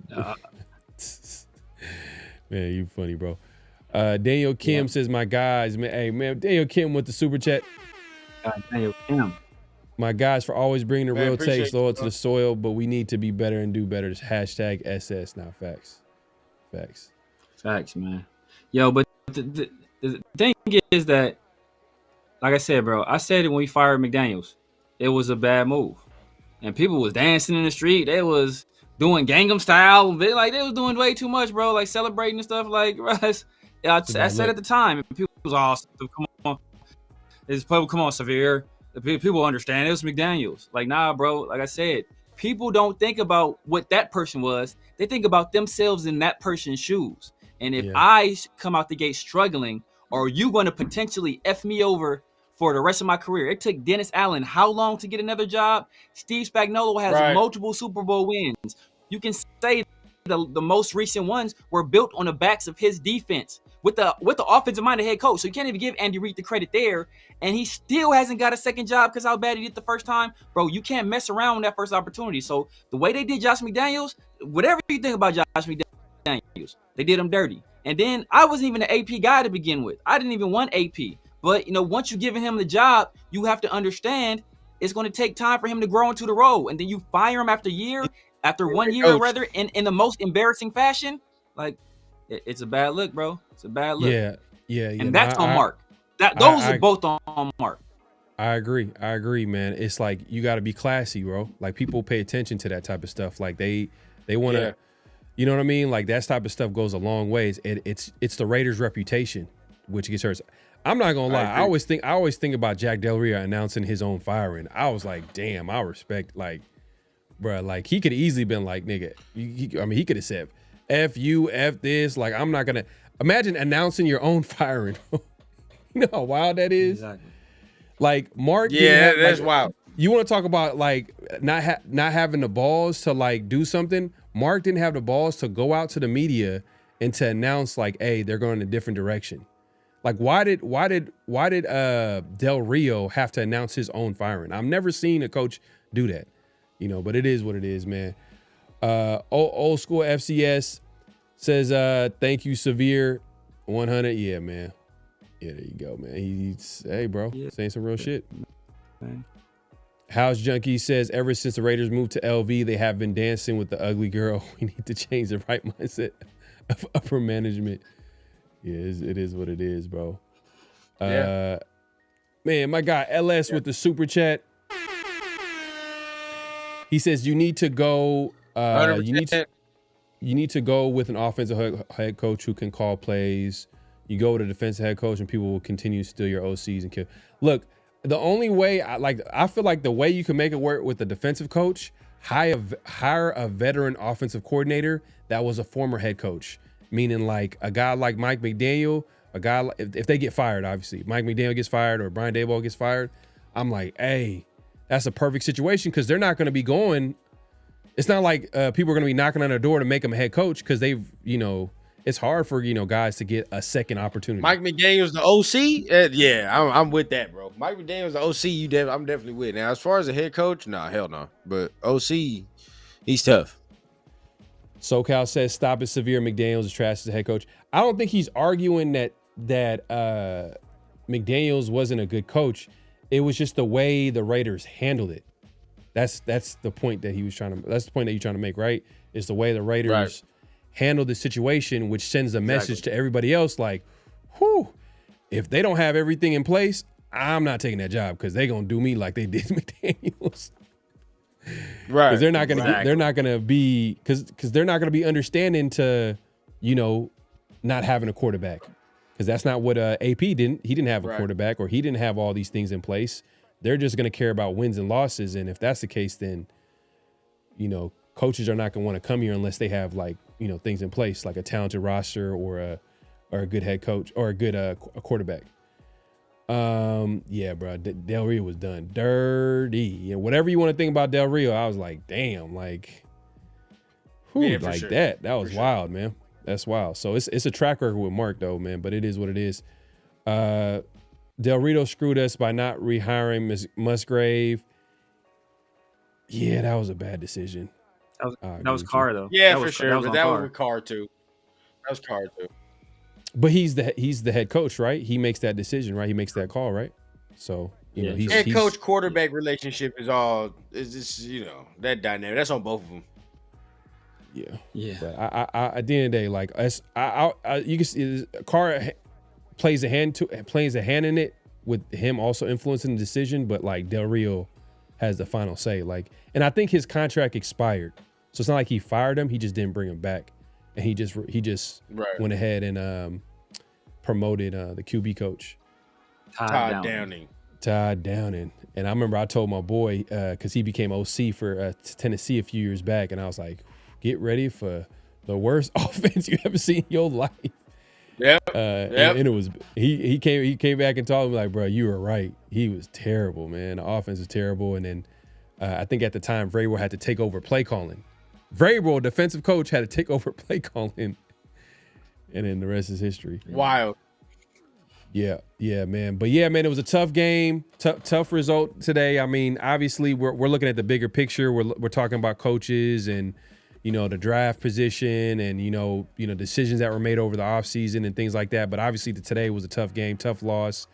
The Broncos, I mean, their defense ain't no joke. I mean, like that front seven, that defensive line, Hufanga was the safety I wanted, but like the Raiders were in no position. I want to say they weren't in no position. They just didn't want to take any risk with a guy that was injury prone. Because is the linebacker coming off an injury too? Yeah. Is the linebacker from San? Because they got the Dre linebacker Greenlaw? from San Francisco. Yeah, He played a little bit today. He hurt. Yeah, he played a little bit. Today. He been hurt like 4 or 5 times this season, bro. Yeah. So, I'll give rundown this. Yeah, though. bro. He Rundown played said today. Nick Chubb. I'll say rundown point on Nick Chubb. Nick Chubb doing cool with the Texans. He ain't been hurt yet either. Oh, see, yeah, bro. At least, but Chip Kelly don't want to use Mostert for some fucking reason. He don't want to use him. So I don't know. It is what it is. Him and Genty would have been nice though. That would have been pretty nice. They would have played off each other, not bad. Yeah. I mean, Tom Telesco getting fired after. I'm telling you, firing GMs after 1 year is worse than firing a head coach after 1 year. It's way worse because their job is long term. It has nothing to do with like just winning on a football year one. It's like they're going to be drafting guys that need to develop. Like it's just, and the fact that he was able to bring 3 starters on the team that are like clearly starting on this team with Glaze and Brock and then JPJ. It's like it's kind of obvious like those guys kind of being on the team because of Telesco. But it is what it is, man. We appreciate everybody coming through. Make sure to clock in, hit that like button, hit that subscribe button, hit that notification bell. So any like last thoughts as far as like this game, like any thoughts that you've seen? I mean, I know I talked about Dante Thornton, the rookies kind of struggling, the penalties, the mistakes. They kind of showed their ugly head. Lockett was kind of involved a little bit more than last game. I know that Besh was out there, but I didn't really see one. I think the only target he had is when Pickett came in the game and threw a pass like behind him a little bit, and it was incomplete. That's the only time I seen him. Like he's like, bruh, if Besh is a bust, like, whew, that's gonna be tough, man. Oh, that's then Spytek has to take a hit there, bro. That's what I'm saying. Like Spytek's gonna take a hit as far as like going on that, and that makes your draft class stock go down. You feel what I'm saying? It's down -10. That's a second round fucking pick. So he's gotta play. I don't know. Who knows what's going on with him, bro. Final thoughts. If what you were saying is true and Pete is just continuing to try to bang his head against a cement wall and continue to win and know we're not there, bro, I think it's time to get him gone. You got to get him gone, man. Get him up out. What, with Pete? I mean, yeah, I think you got to get Pete gone, bro. Well, Get Pete gone. Spy I keep. Spy keep. You say you keeping Spy? Yeah, I'm keeping Spy. Oh yeah. No, that's not even a question. That for me, that's not a. I don't even think that's a question. Like to keep Spy. Like I think the question is like, is Pete at 70? Like if it was a younger head coach and the Raiders were going through this, like I wouldn't be talking like this. I'd be like, you know what, they need to, continue to build, add more talent or whatever. It's a clear rebuild. You got to get. Like I would be talking like that. I wouldn't be talking about the coach. The only reason why I'm talking like this is because of Pete's age and because Pete clearly wants to win now. That's the only reason why I'm like, man, like the Raiders kind of put themselves in a corner when they hired Pete because he only wants to do one thing and win now. What happens if it's a rebuild, and it's just like now how are they going to be on the same page? They're not going to agree on the moves. They're not going to agree on the type of players to bring on the roster because certain guys are going to be ready to play now and some guys are going to be ready to contribute later. You know what I'm saying? And it shows too because, Pete hasn't played a lot of the young guys this season. He's a lot of the times like the guys has been inactive. It is what it is. Oh yeah, Mostert missing that blitz pickup was nasty. Yeah, that was ugly. How did you think Geno handled that? Well, sometimes you do gotta fuck around and tell somebody like they did fuck up. Like, come on, dog. He right there. Like, what are we doing? So on that one, I wasn't too mad on that one. It'd be the ones where Geno, like, you clearly fucked up, Geno. Like, and you're pointing and you doing all this demonstrative shit. Like, bro, stop, bro. You clearly, just like last week. That last week was one of those ones that pissed me off. He threw that pick with Mayer, and he like, what the fuck are you doing, bro? Stop that, bro. Like, why are you doing that, dog? And then you got people arguing with me on Twitter talking about that really is on Mayer because he got to come back to the ball. Dog, when you look at the fucking play, bro, he's going to come back to the ball and gain 2 yards? What are we saying? We're like, bro, stop. Like, I hate when that shit rears its ugly head. Today, I'm like, it is what it is today, bro. People was fucking up for real. People were dropping balls, not picking up blitzes and shit. So it's like, yeah, today I understand it. Right. V Bazia says Jack Bash runs like Forrest Gump. He's unfiltered gutter trash. I know that rundowns, guys. He's going in. He said unfiltered gutter trash. Damn, that's pretty disrespectful, man. I ain't lie, I ain't never heard. I haven't heard that one in a minute, man. If at all, like unfiltered gutter trash, that's like bad. that's a picture that you painted right now. That's disgusting. Right. Yeah. I told people. Yeah. Like, but and I understand. I what Trey Taylor was buying. What it is, bro. But it's like. I understand how people don't like Bash, and I do get that because he's a second round pick. But at the end of the day, bro, it's like I can't fathom the fact that it's like it's all him. Jason dog. Marshall, my why goodness. does Thornton get to have? Why does what he said? Most of my God, damn. No, that's not what he said, brother. That's not what he said. So all I'm what he said? I need to see what he said. First of all, reread it. Reread it. That's what he meant, maybe. Yeah. He just Jason, man. We just gonna let that slide. We're just gonna let that slide, Jason. That's wild. That's wild. Slide, Jason. That's wild.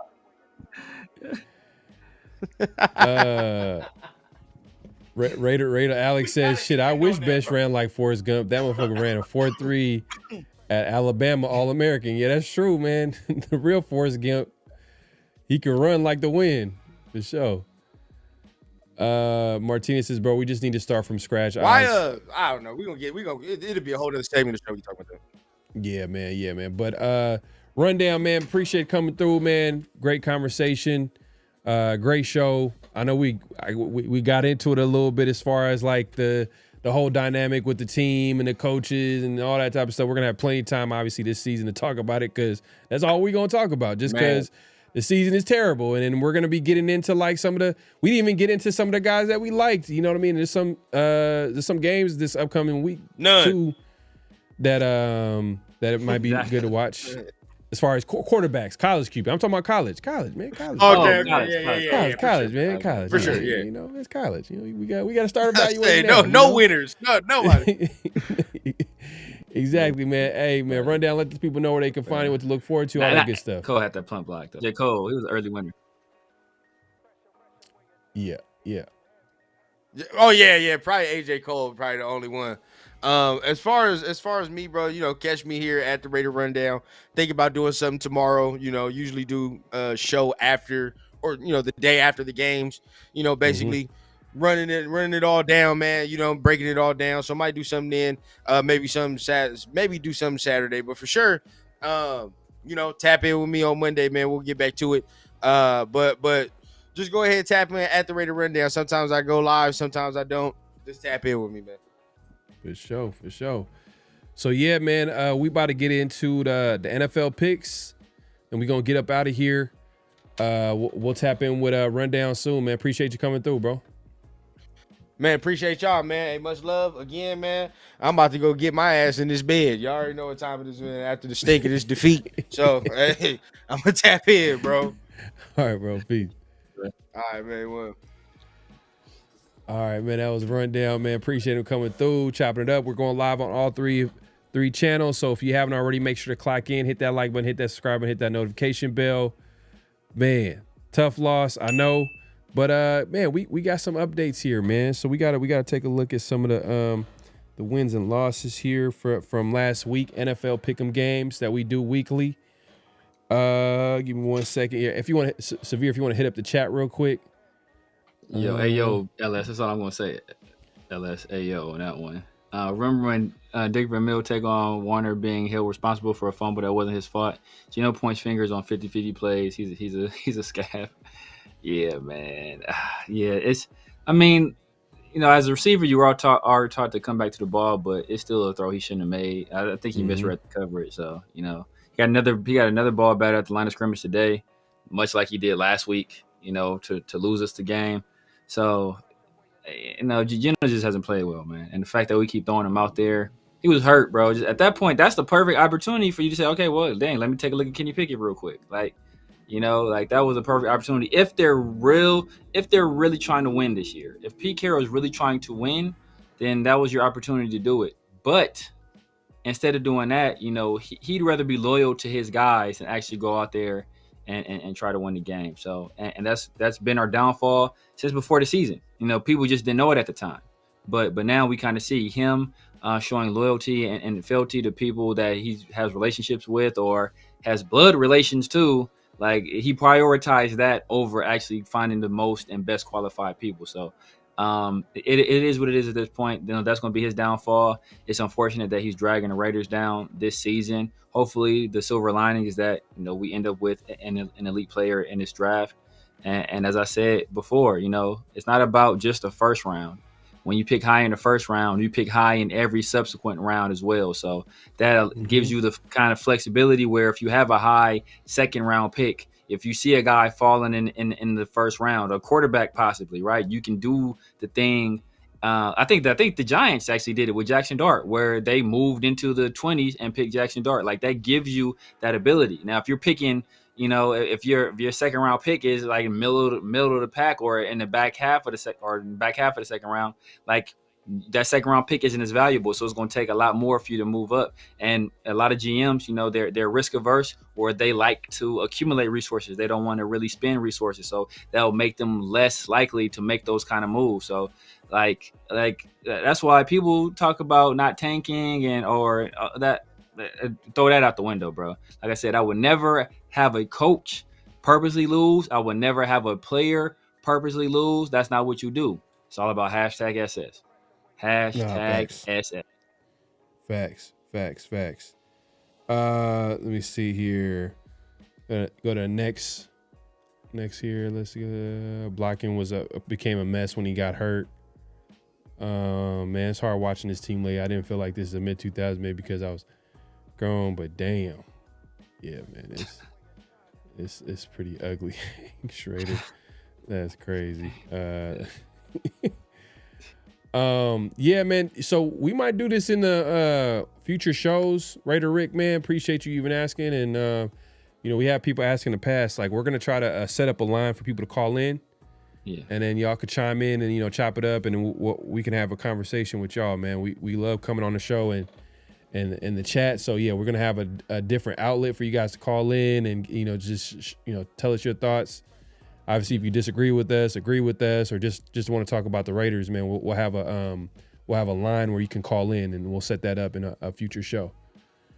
Exactly. Let's see. I'm starting. You ready to address this comment? Nah, it was the one before that. I'm starting to think we need to tank, especially if we lose next week. I like trying to make a play for the playoffs, but if we get mathematically eliminated, tanking becomes an option. Like, we're essentially mathematically eliminated already. I think we have like a 2.4 chance to make the playoffs. Like, come on, like this. It's astronomical ability. To make the playoffs. So right now we're 2-7 right now, right? Yeah, we'd have to win out. We'd have to win us. We couldn't seriously have a chance because that 10-7 record likely doesn't win us the AFC West. To be honest with you, the Chiefs or the Broncos potentially gonna have a better record than that, and it's likely not gonna give us the wild card either. So we have to so it's almost impossible for us to make the playoffs. We need to win out, and we have to hope the other team stumble, and that's a lot to ask for. So at this point, and if we even make the playoffs, like what are we gonna do in the playoffs? You feel me? It's like it's gonna be tough. LS is my worst week of picks. 9-5 is no good. Hey man, it's a good week for me, man. Exactly, this is one of my better weeks. It's keeping me alive, man. I'm hanging in there. LS. Gino didn't want Pickett to play. Gino knows Pickett would have shown everyone he can be just as ineffective as Gino on a cheaper salary. Hey, that's a funny point, man. Because no one can say that you're lying. You wasn't picking them favorites. That's what happened, brother. You wasn't. That's funny.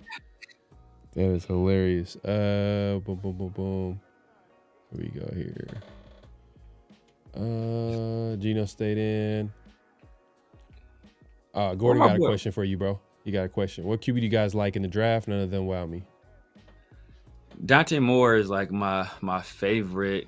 I like Ty Simpson, but I just worry about really only having 1 year of starting experience. That's troubling. It's even like the guys that we think about, like the best guys, they at least had 2 years of starting experience. Maybe it was a one underwhelming year and then a subsequent really good year.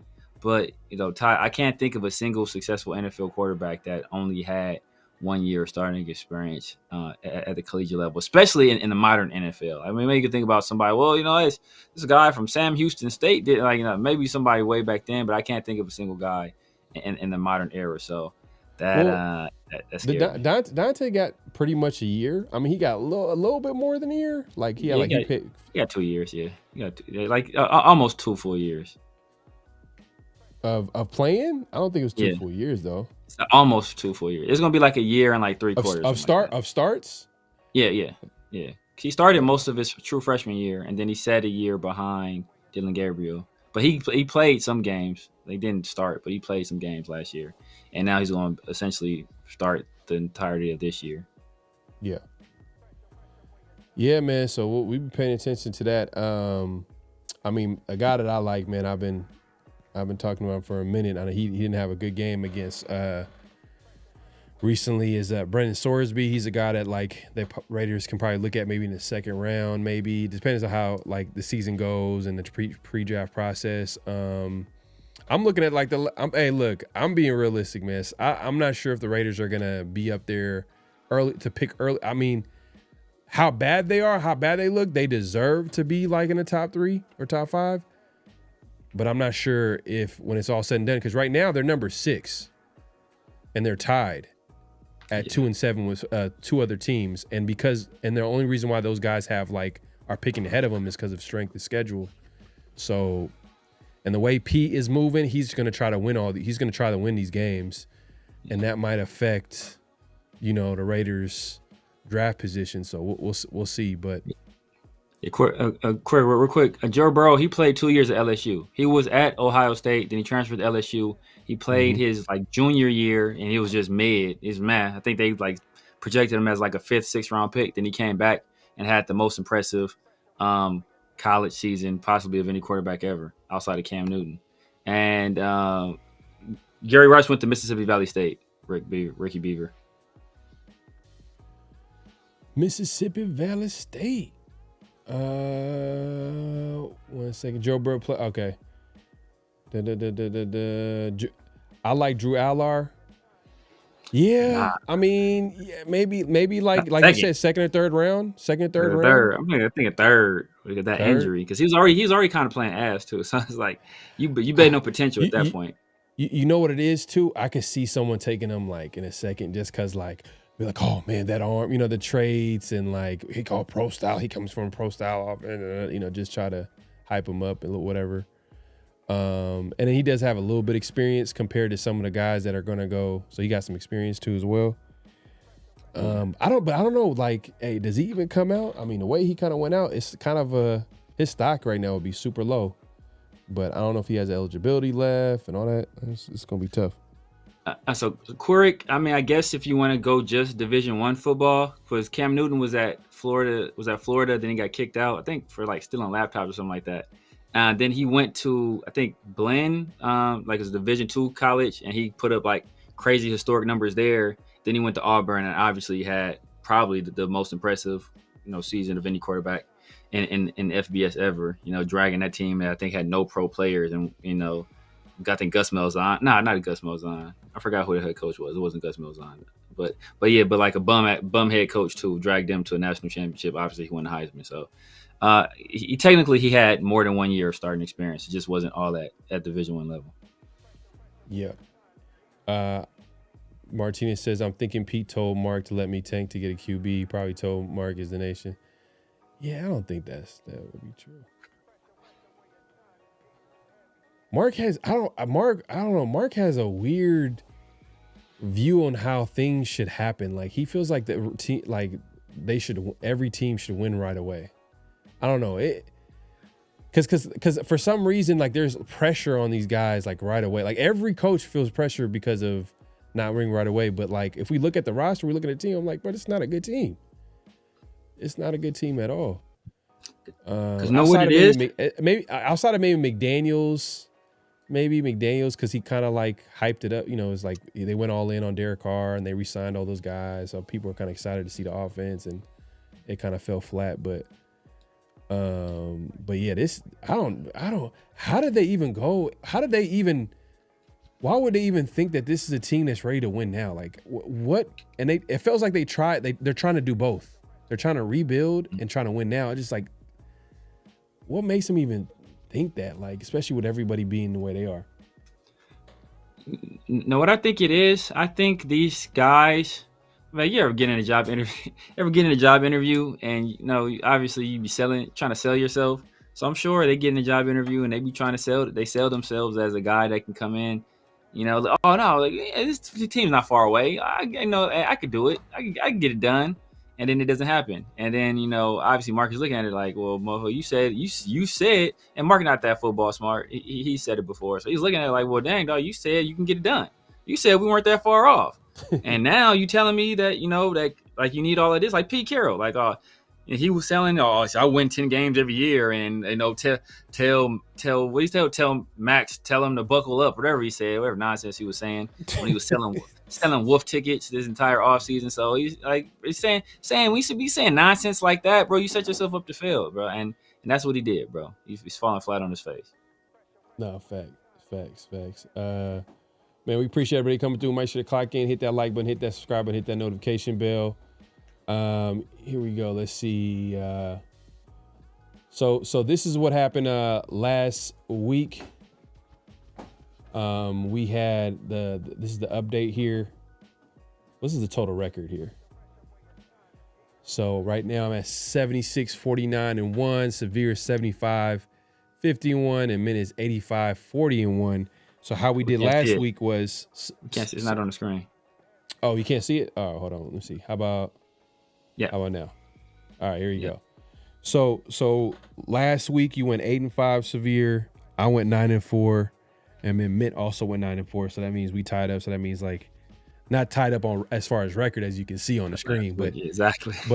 meaning that I didn't gain anything, but I didn't lose anything, and finally broke the tie by 1 game. So this is a big week right here for you, Severe, man. You gotta have to not play catch up, but more so like if you could take it either you could tie it up or take a step back, or you take a big lead, like as far as the number 2 spot, because right now, man, Mint got run away with it. We got a commanding lead. Man, we gonna have to figure something out. I'm gonna have to figure something out, like as far as because we're gonna have to get that lead down, man. It's crazy. It's kind of like a repeat of last year. It was just the way, if you have that first week, it really determines like the lead for the majority of the season, especially if it's a big lead. Yeah, I started off strong like 3-4 weeks, and then I was just consistent. I was like, I'm finishing now how I finished last year, where it was like 9 here, like 9. But then you started out hella bad, and then you had some like in the middle you was kind of consistent, but then toward the end you kind of picked up steam, and then right at the end, you kind of fell off. Yeah, I came back. It came down to the last like 2, but that last week I was like, I knew it was a long shot. Like it wasn't even going. It's a long shot, but it was super close though, all the way to the end. That being said, we got the Falcons Colts this week. Who we got, Severe? Man, I'm gonna go with the Colts at home, coming off the loss. It did me dirty in Pittsburgh, so I think they're gonna, they're gonna lick their wounds. I think this is a get right game for them. I think it's gonna be a tough game though, because Falcons obviously they have a good defense. Michael Penix is a shot in the arm for that team. Bijan is special, but I wasn't expecting Michael Penix to play last week, so that kind of threw me for a curveball. But I'm still rolling with the Colts. All right. Going with the Colts. I seen something where there was like Daniel Jones has like he's up there with the league leaders as far as going to his first read, and Steelers kind of caught on to that and had a game plan to take away his first option, and it probably affected him. So I don't know. It's a copycat league, and Atlanta is a good they're a pretty good defensive team, what they've shown so far this season. Yeah, really. But at home, they got Jonathan Taylor. You know what I mean? It's in Germany. Oh, it's in Germany. Oh, damn, that's no man's land right there. Like anything can happen. Yeah. Ooh. I think the Colts have the better white players. In Germany. I'm rolling with them.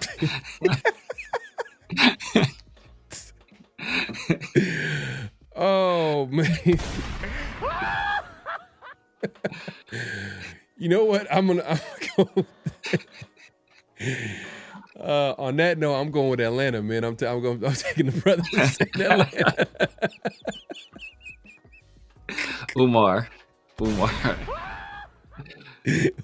Johnson. Yeah, man. I'm gonna go. I gotta gain some steam on this. I gotta figure out a way to pick some upsets. So I'm gonna go Falcons, man. Falcons. This is gonna be my upset. It's gonna be crazy. I mean, but it's a random game, man. Overseas, so you never know. And let me see what Mint got. Let's see what he was able to pick this week. I already know Mint is gonna. He's feeling himself, so he's gonna go super aggressive. Yeah, it didn't hurt him last week. Shoot. Yeah. Like, bro, if CJ doesn't get hurt, bro, that's just crazy. He had the Cardinals winning, bro, and they won. He got the Colts. All right, so I guess I already knew it was gonna be an upset pick. All right. We got Saints and Panthers. Man, I'm gonna have to go Panthers on this one. Yeah. Oh man, but is Bryce Young playing? I know he's been hurt like the last couple of weeks. I don't even care, bro. Yeah, because Saints kind of they're like on they're on tank mode. Saints for sure gonna take a quarterback. Yeah, they got to, bro. But you know what I respect about the Saints though? The way they have addressed the quarterback position the last few years is exactly how I want the Raiders to address the quarterback situation. They look at it as it's a numbers game. Until they find out who it is, you keep drafting until you get it right, man. And they got it started with in the 5th round with Spencer Rattler. Obviously, he came into the season as a starter, but they drafted, Tyler Shuck in the 2nd round this year, and now he's the starter. So right now they're just evaluating. And to be honest with you, Tyler Shuck, it's in his hands. If he wants to be the franchise guy, if he wants to be the star moving forward, he has to win. He has to really show out and win some games to make it a harder decision for them to take a quarterback early. Yeah, But Tyler Shuck will look ass. Yeah, I know. It's like, damn, that's what I'm saying. Like, they're gonna take a quarterback. So I'm gonna go Panthers. Yeah, but look, you stopped short, because before that they took Hainer out of Fresno State. So I want to say they've taken the guy 3 years in a row. Yeah. Like, so he was. That's So true. it's like they keep taking guys. It's like, bro, that's what you do. I wasn't high on Hainer though. I wasn't high on Hainer either. But Yeah, it's like, but- bro, it's like, yeah, that's true. take him. Take Yep. him. If you think he has some intangibles, he played well, he put up some Yeah. numbers. If you like it, go ahead, do that. And at least you have a guy there developing. If nothing else, bro, like the Raiders just been sitting on their hands forever. It's like, bro, you got to get in the game. Yeah. But with that being said, bro, yeah, Tyler Shuck is terrible, and he's like 52 years old, bro. I'm going Panthers. Oh man. So let's see. You said you're going with Going with the Panthers. Panthers? All right, yeah. His pickers right there. All right, so I guess everybody's picking the Panthers today. Mint also went with the Panthers. All right.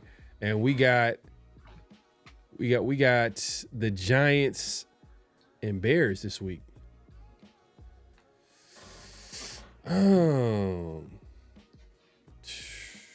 Damn, this would be a nice little upset pick here. I'm not gonna lie. Like I was watching Jackson Dart last week, the Niners. I'm like, man, this boy, he's making plays, but it's just they don't. It's just, man, they right now they don't got no dogs right now. Like Theo Johnson was dropping passes, rookie tight end. Yep. I know they got a receiver out there that's been making plays. He's like the number 2 guy or number 2 receiver that Jackson Dart's been going to with Neighbors out, and then the running back going out. Cam Scatterboy, I was watching him. I'm like, he's pretty good, man. He's not a bad player. I kind of like the other day I was kind of like shitting on him, but he's not a bad player. But he's good. He's cool. I feel like I know where his ceiling is at though when I watch him play. That's what I feel like. That's all. When I watch him play, like I felt like I was like, oh, okay, he's gonna be one of them, like grind it out, physical. You just gotta stay healthy though, because he plays kind of like He'll be out the league in like 5-6 years. But hey, hey, bro, he don't have made his millions, bro. Hey, that's what it is. Hey, but he was drafted in the 4th round. That's the crazy. Exactly. So he gonna go hard in the paint for 4 years, bro. Sacrifice his body, and then you move on, as you should with the running back. Yeah. Man, I could see the Bears losing this, but I'm gonna go Bears. I'm gonna play safe. Bears at home.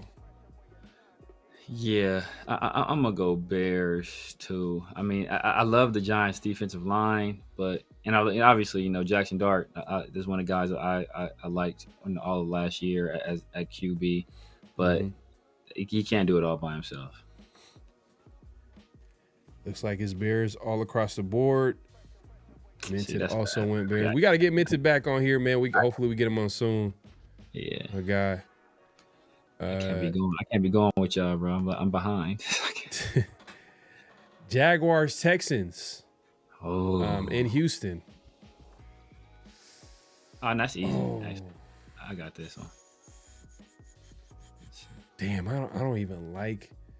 I didn't even like it. Like I didn't like what I seen when the Raiders played the Jaguars. Jaguars look like, even though they were moving the ball, they weren't. Yeah.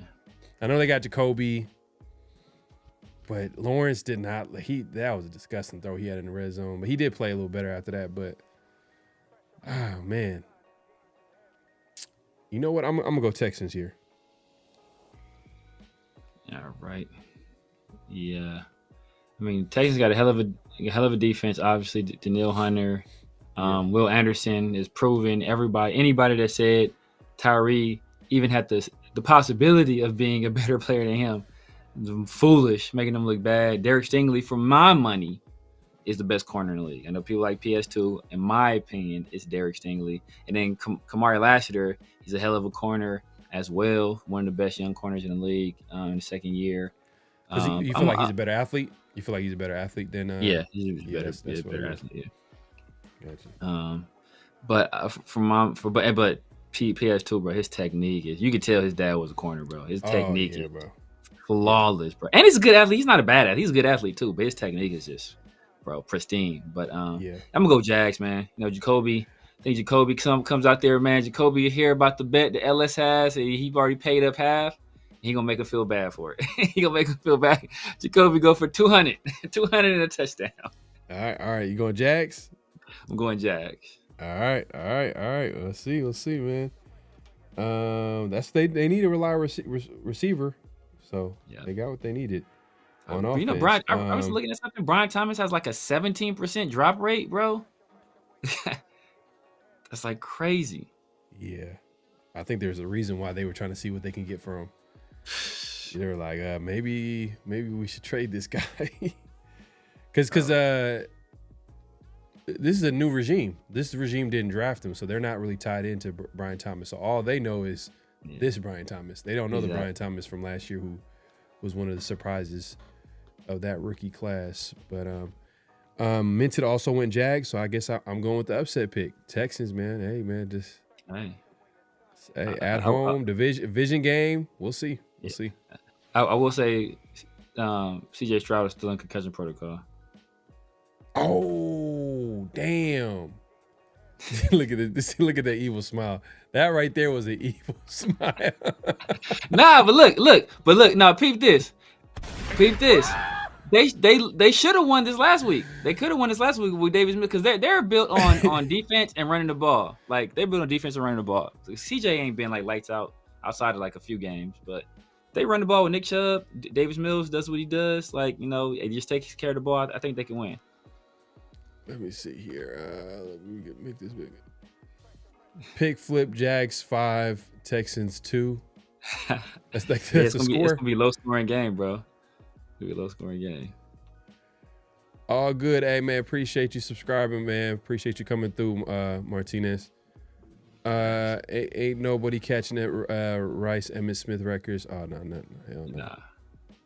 Nah. Damn. Davis Mills starting. Oh, I mean, he's not a bad backup quarterback. He has starter experience, but damn, with that offensive line and just man. Yep. Well, maybe I get lucky, man. Maybe I get lucky. A boy coming back rested too. He didn't play at all. Travon Walker, he didn't play at all last week. Damn near, he got like a whole 3/4 of rest. Yeah. Bills, Dolphins. Who you got, Severe? It's a divisional game. Come on, bro. Hey, this could go either way, man. It could go either way. It could go either way. It could be Bills by a whole lot or Bills by a lot. I heard Tua guaranteed the win too. Tua guaranteed the win. Bro, I hope he did do some nonsense like that. That's Bills. Bills by a landslide. I'm just playing. Tua did not guarantee the win, but you know. I hope not. Yeah.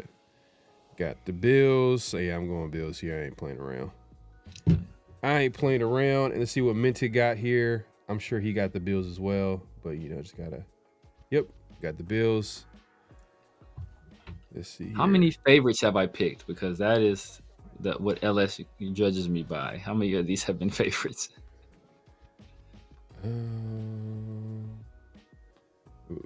Favorites based off what, like their record? Yeah, or based on the betting odds. That's what I was telling me. But you gotta look at it. It ain't gonna say it right there on the screen. I don't think. Yeah, it's not gonna say it on here. Right. But I mean, like, you went Panthers, you went Colts, you went Bears. Technically, those are teams with better records. You went Jaguars, better record. I'm probably Bills, all favorites. better record. Far. So you went with all the favorites based off the current records. So it's probably all favorites. Only one might not be favorite. Maybe not the Falcons. That's the only one that. Ooh, hey man, this one right here, man. We got the Vikings, and Ravens. Vikings were able to get a big win with JJ McCarthy at quarterback. I know you were like, yeah, he's trash. Might still feel the same way, but he was able to get the W. He played well last week. Yeah, but man, these are two teams that like, man, on the road, Minnesota. I'm gonna go Ravens. I'm gonna take the Ravens here. Oh, interesting. Yeah, Ravens here. Brian Flores, blitz Lamar. You want, man? He gonna do what he do, man. Damn. Yeah. Damn. I was going Ravens as well. I was hoping both of y'all would pick the Vikings. I'm going Ravens as well. Action Jackson's back, doing his thing. I think that's going to kind of rejuvenate the entire offense. I'm going Ravens as well. I just don't. But the Ravens secondary is horrible. But I just don't like JJ McCarthy. I just don't like JJ McCarthy. I just don't like him. It's like, you know, but it is the Vikings at home too, and yeah, they do Kevin got pieces. O'Connell. Yeah, Kevin O'Connell, man, he's a good coach. Yeah, know who hired Kevin O'Connell in Philadelphia? Chip Kelly. As a what? I think it's like a quality control. Yeah, quality control coach. Like that. Okay. Man, I wish Kevin O'Connell was our coach, let alone our offensive coordinator. Man, that would be, man. That's head coach. Yeah, hell, damn that head coach, bro. That would be perfect. Yep. All right. So, let me go. So you went Ravens too? Yeah, I want Ravens. Yeah. Let's see. Man, you were holding that in, huh? Yeah, I was trying. Man, I was hoping you would go Vikings. I was hoping you go for a shiny object, but you didn't. But guess who did? Mint. Makes sense. Yeah, that's it. I hate giving. I just like that. I hate giving Mint that one because it could be. Yeah, it's like he gets the good ones, like because we're trying to like. But the thing is though, like we're trying to pick upsets, but he's. It's like he's in coast mode right now, man. He's in coast mode. Coasting. We got Browns Jets. Oh man, this has draft implications here, man. This is big. Exactly. Browns and Jets. So I hope the Browns win this game. Yeah. Because then it would drop the Jets. But either way, it would help the Raiders, no matter what. Either way help the Raiders. But I just think that I don't. Either way. No, I hope the Browns win this game. I hope the Browns win this game. Because that means it would be that much closer to getting a top spot or whatever. But damn, New York Jets, they look kind of they got their first win, but they're not a good team, and they traded away a lot of their good players. But the Browns, it's kind of like Raiders of the Midwest right now. Like they got some. It's just ugly on offense. Damn. I'm gonna go Browns. Go Browns. I'm going with what I hope happens. But Jets really don't. I really don't care. This is basically a toss up. Any team can win this game.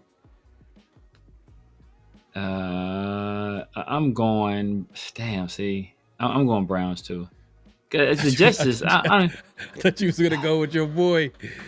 I can't do it, bro. I cannot do it, bro. I cannot do it. I will play the odds all day. I will play those odds all day, bro. I look 7 times I've been right. So he got me once. 7 times I've been good. So I'm gonna go with the Browns. I don't like Dylan Gabriel. There's a chance that he gets knocked out of the game, and somebody has to come in. Whether they let Shador be that guy or not remains to be seen. That'd be crazy if Shador came into the game. If he starts winning games for them too, man. Watch. Do we play the Browns? We play the Browns, right? Watch. Shador gonna play versus us. Watch. Shador gonna play versus us. Damn, and if he's killing, man, it's gonna look so bad on the Raiders too. Oh my goodness, It's gonna bro. look It's gonna terrible. look like Tom Brady. This is Oh, your boy. It's supposed to be.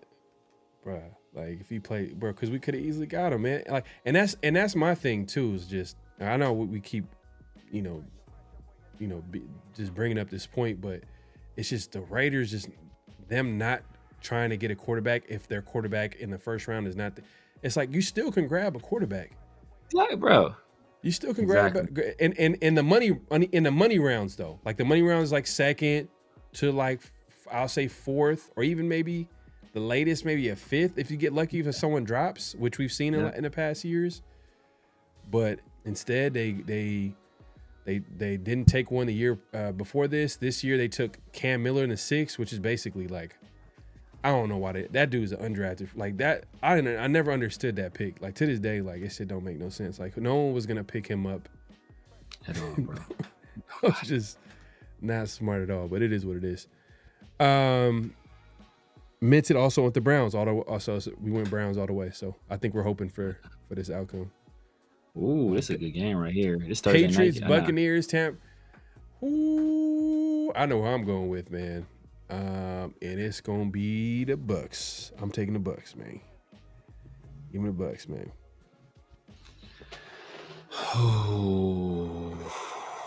Because Patriots really haven't played. I don't know if they play. They've a lot of their wins. I don't think they played a good team.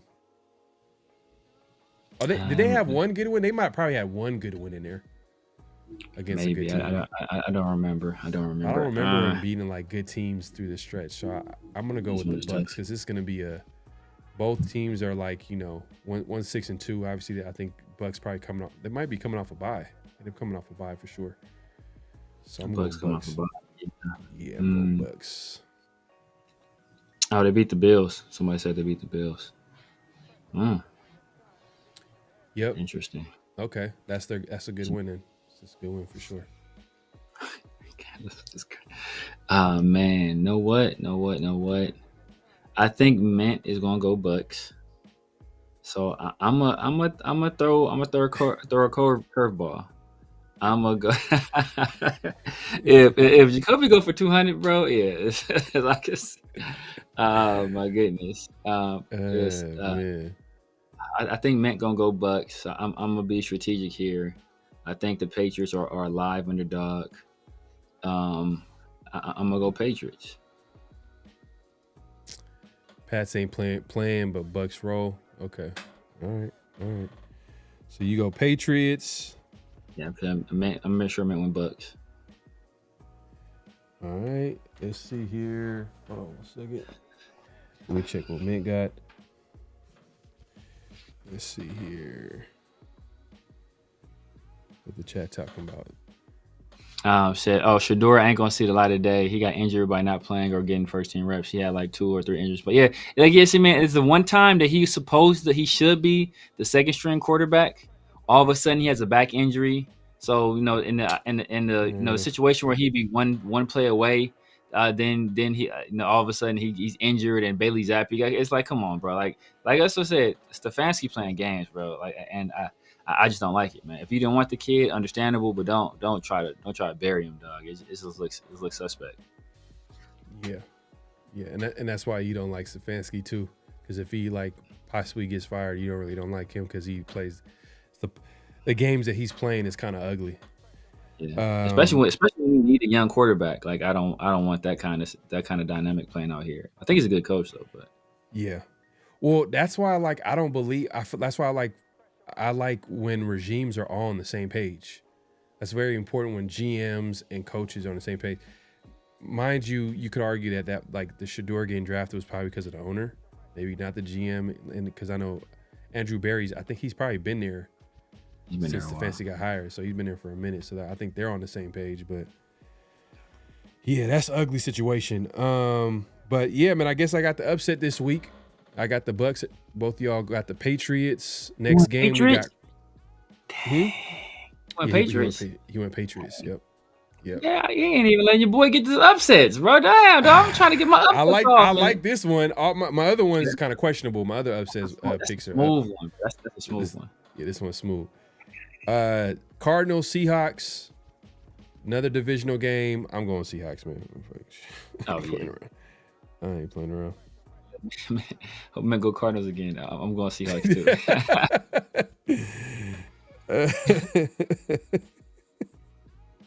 Ride the hot hand of Jacoby Brissett, man. Go ahead. Hey, let's just say that Mint went with Cardinals. Now I'm playing. I know, right? And he did last week, bro. That paid off like a mug, bro. We was laughing at the time, and that pick came through, bro. Who was it? Who they beat? The Cowboys?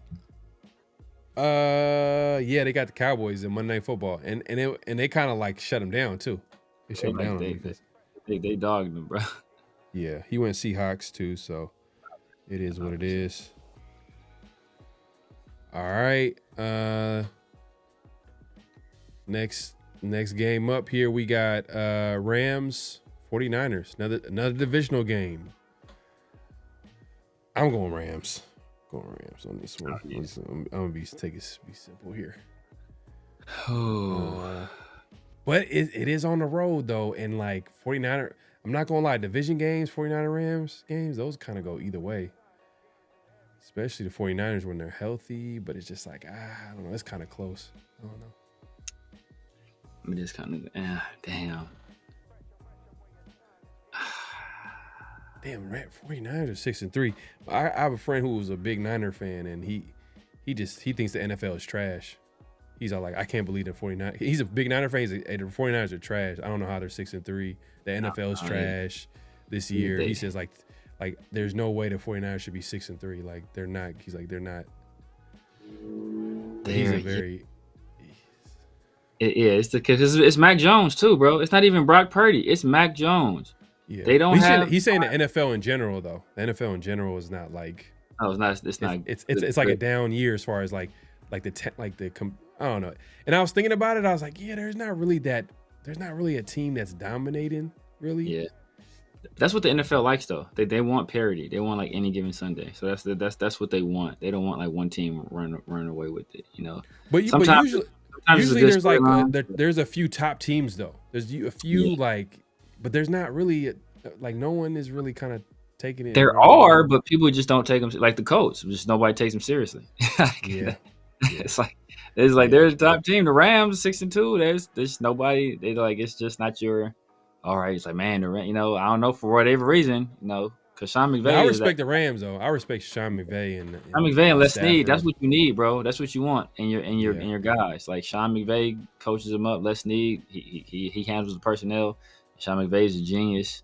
Matthew Stafford playing it, man. Yeah. I gotta go with the Rams, man. Matthew Stafford is balling. They got Kyron Williams, Blake Corum, Puka Nacua is out there going crazy. Yeah, I'm going with the Rams, man. It's tough because divisional game, but yeah. Looks like Rams all across the board. Minted also went with the Rams. Lions Commanders. Who you got, sir? Go Lions, man. Obviously, Marcus Mariota. It's a tough week from my cousin Jaden last week. But Goff is good. St. Brown is good. Jahmyr Gibbs is good. They got Ashton Genty Sr. and David Montgomery. So I'm going with the Lions. Man, yeah, it's an ugly game, man. Yeah, so Minted also went Lions, so we went Lions all across the board. Francis says Lions dominate. Got you. Ricky says Rams and Lions. Okay, I feel you, man. We on the same page. Yeah. LS says I genuinely believe the Bucks are far and away the best team in the league right now. Yeah, man. I like the Bucks, man. Like they've won some close games. Baker's played some good football. It's just they kind of like with them when you question them sometimes it's like just the health. At the receiver position, I know Evans is out for the season, right? Yeah, I think he's out for the season. Basically, he's out for the season. Godwin, I think, is hurt. Does he come back? I don't know if he's healthy. I don't know if he's healthy coming off that bye week. So we'll see. I think Buka's been nicked up too. Yeah. They need to do something about that. This 49ers need to fire their strength and conditioning coach, and I think the Rams might need to do the same thing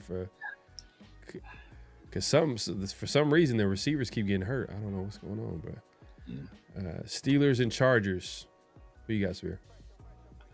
Ooh. Oh, Chargers is sneaky 6-3. I didn't see that. Okay. Yeah, damn. I'm gonna go. And Inglewood too. This is Inglewood, man. Yeah, but that don't mean nothing now. We know what time it is, bro. That don't mean nothing, bro. This is gonna be a home game for the Steelers. We already know that. It's gonna be a Steelers home game. I'm gonna go Steelers, man. I think all across the offensive line, the Chargers are pretty nicked up. So it's gonna be tough to run the ball, tough to protect. Herbert. I'm gonna go Steelers, man. It's gonna be a tough one because I'm gonna go Steelers. All right, Steelers. I'm gonna go, man. It's at home. I know Steelers fans travel pretty well, but that's really not what I'm looking at right here. Steelers, they don't have me sold. They've been kind of inconsistent. It's like I know they're 5-3, but like they've just had moments where like they had some bad losses. I know they had a bad loss against the Bengals, but they were they let Flacco, and I know they got some receivers over there, but still. Yeah. I'm gonna go Chargers. Flacco been going bananas though, bro. Flacco damn near throw for 400 yards. Bro. He does this every year, bro. He did it with the Browns. He did it with the coach, bro. Like Flacco he just know how to hoop. He's a good backup quarterback, man. He's a good backup quarterback. Because he's been there, done that. He's won a Super Bowl. Like he's been there, done that. He has a good his arm. You know what I mean? Like obviously in his prime, he had one of the best arms in football, and he still got a good arm. So yeah. Flacco's that old dude at the Y. Like he ain't got no quicks. He ain't got. He just know how. Hey, he get it done, bro. He got smooth post game. He's crafty. He got some skill. Like you know what I mean. Like he's savvy. Just savvy. You know what I mean. Just got experience. Plays smart. Always named Rick. It was Rick. Look how man Rick. He'll do some sneaky stuff. Try to when you try to box, like he'll try to box you out, and he'll tug you down, a little bit. Hook you. Or come off the post and hook you around. He be like, all right, bro, you got me. You got that. Yeah. All right. Minted also went Steelers. Let's go. Damn, man is killing my stuff, man. Dang. He killing my upset. I'll take this as an upset pick for sure. Damn, my other upset picks might be. God damn, it might break out. Yeah, I should have never did that. You're killing my strategy right now, man.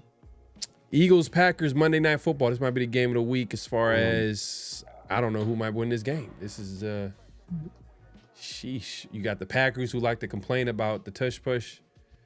You remember early on when they were talking about that, like they were the only team that voted after they lost to the Eagles because of the tush push, and then it started gaining some steam and people start talking about it more, and then they're like, yeah, they're getting close to like banning that. Probably by next offseason it might be gone. You never know.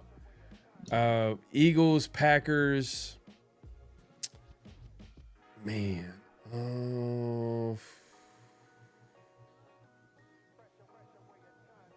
Packers lost the last game too, I think. Yeah, they lost to the Panthers. I want to say, was it the Panthers? I think it was the Panthers.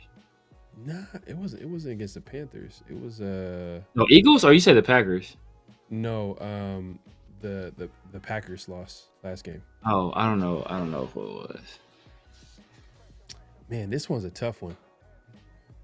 Somebody lost to the Panthers. Was it the Eagles that lost to the Panthers then? I don't remember. No, it was the Packers. Gotta be the Packers. I think the Packers lost to the Panthers. I thought. I just remember Love like throwing one of the ugliest interceptions in red zone. I was like, what the hell? Last week where he just kind of threw it across the body in the red zone and like threw it up for grabs. Mm-hmm. I forgot who it was, but I know the Packers lost last week, and they lost. I think they lost Tucker Graff too. Yeah, they did. Ooh, they lost him. You know what? I'm gonna go Eagles. I ain't playing around. Eagles, damn. Eagles. Let me just do the Eagles pick. I know this might be a big game for the Packers because I know they want to prove to the like they're gonna try to prove and be like, man, we're Super Bowl contenders because the Eagles are defending champs. Yeah. You know, Dang, man. but this is like this can go either way. Though I ain't gonna lie. Let me see. Know what? Oh yeah, so yeah, I think you're right. Ricky said Panthers beat the Packers 16-13. Okay, yeah.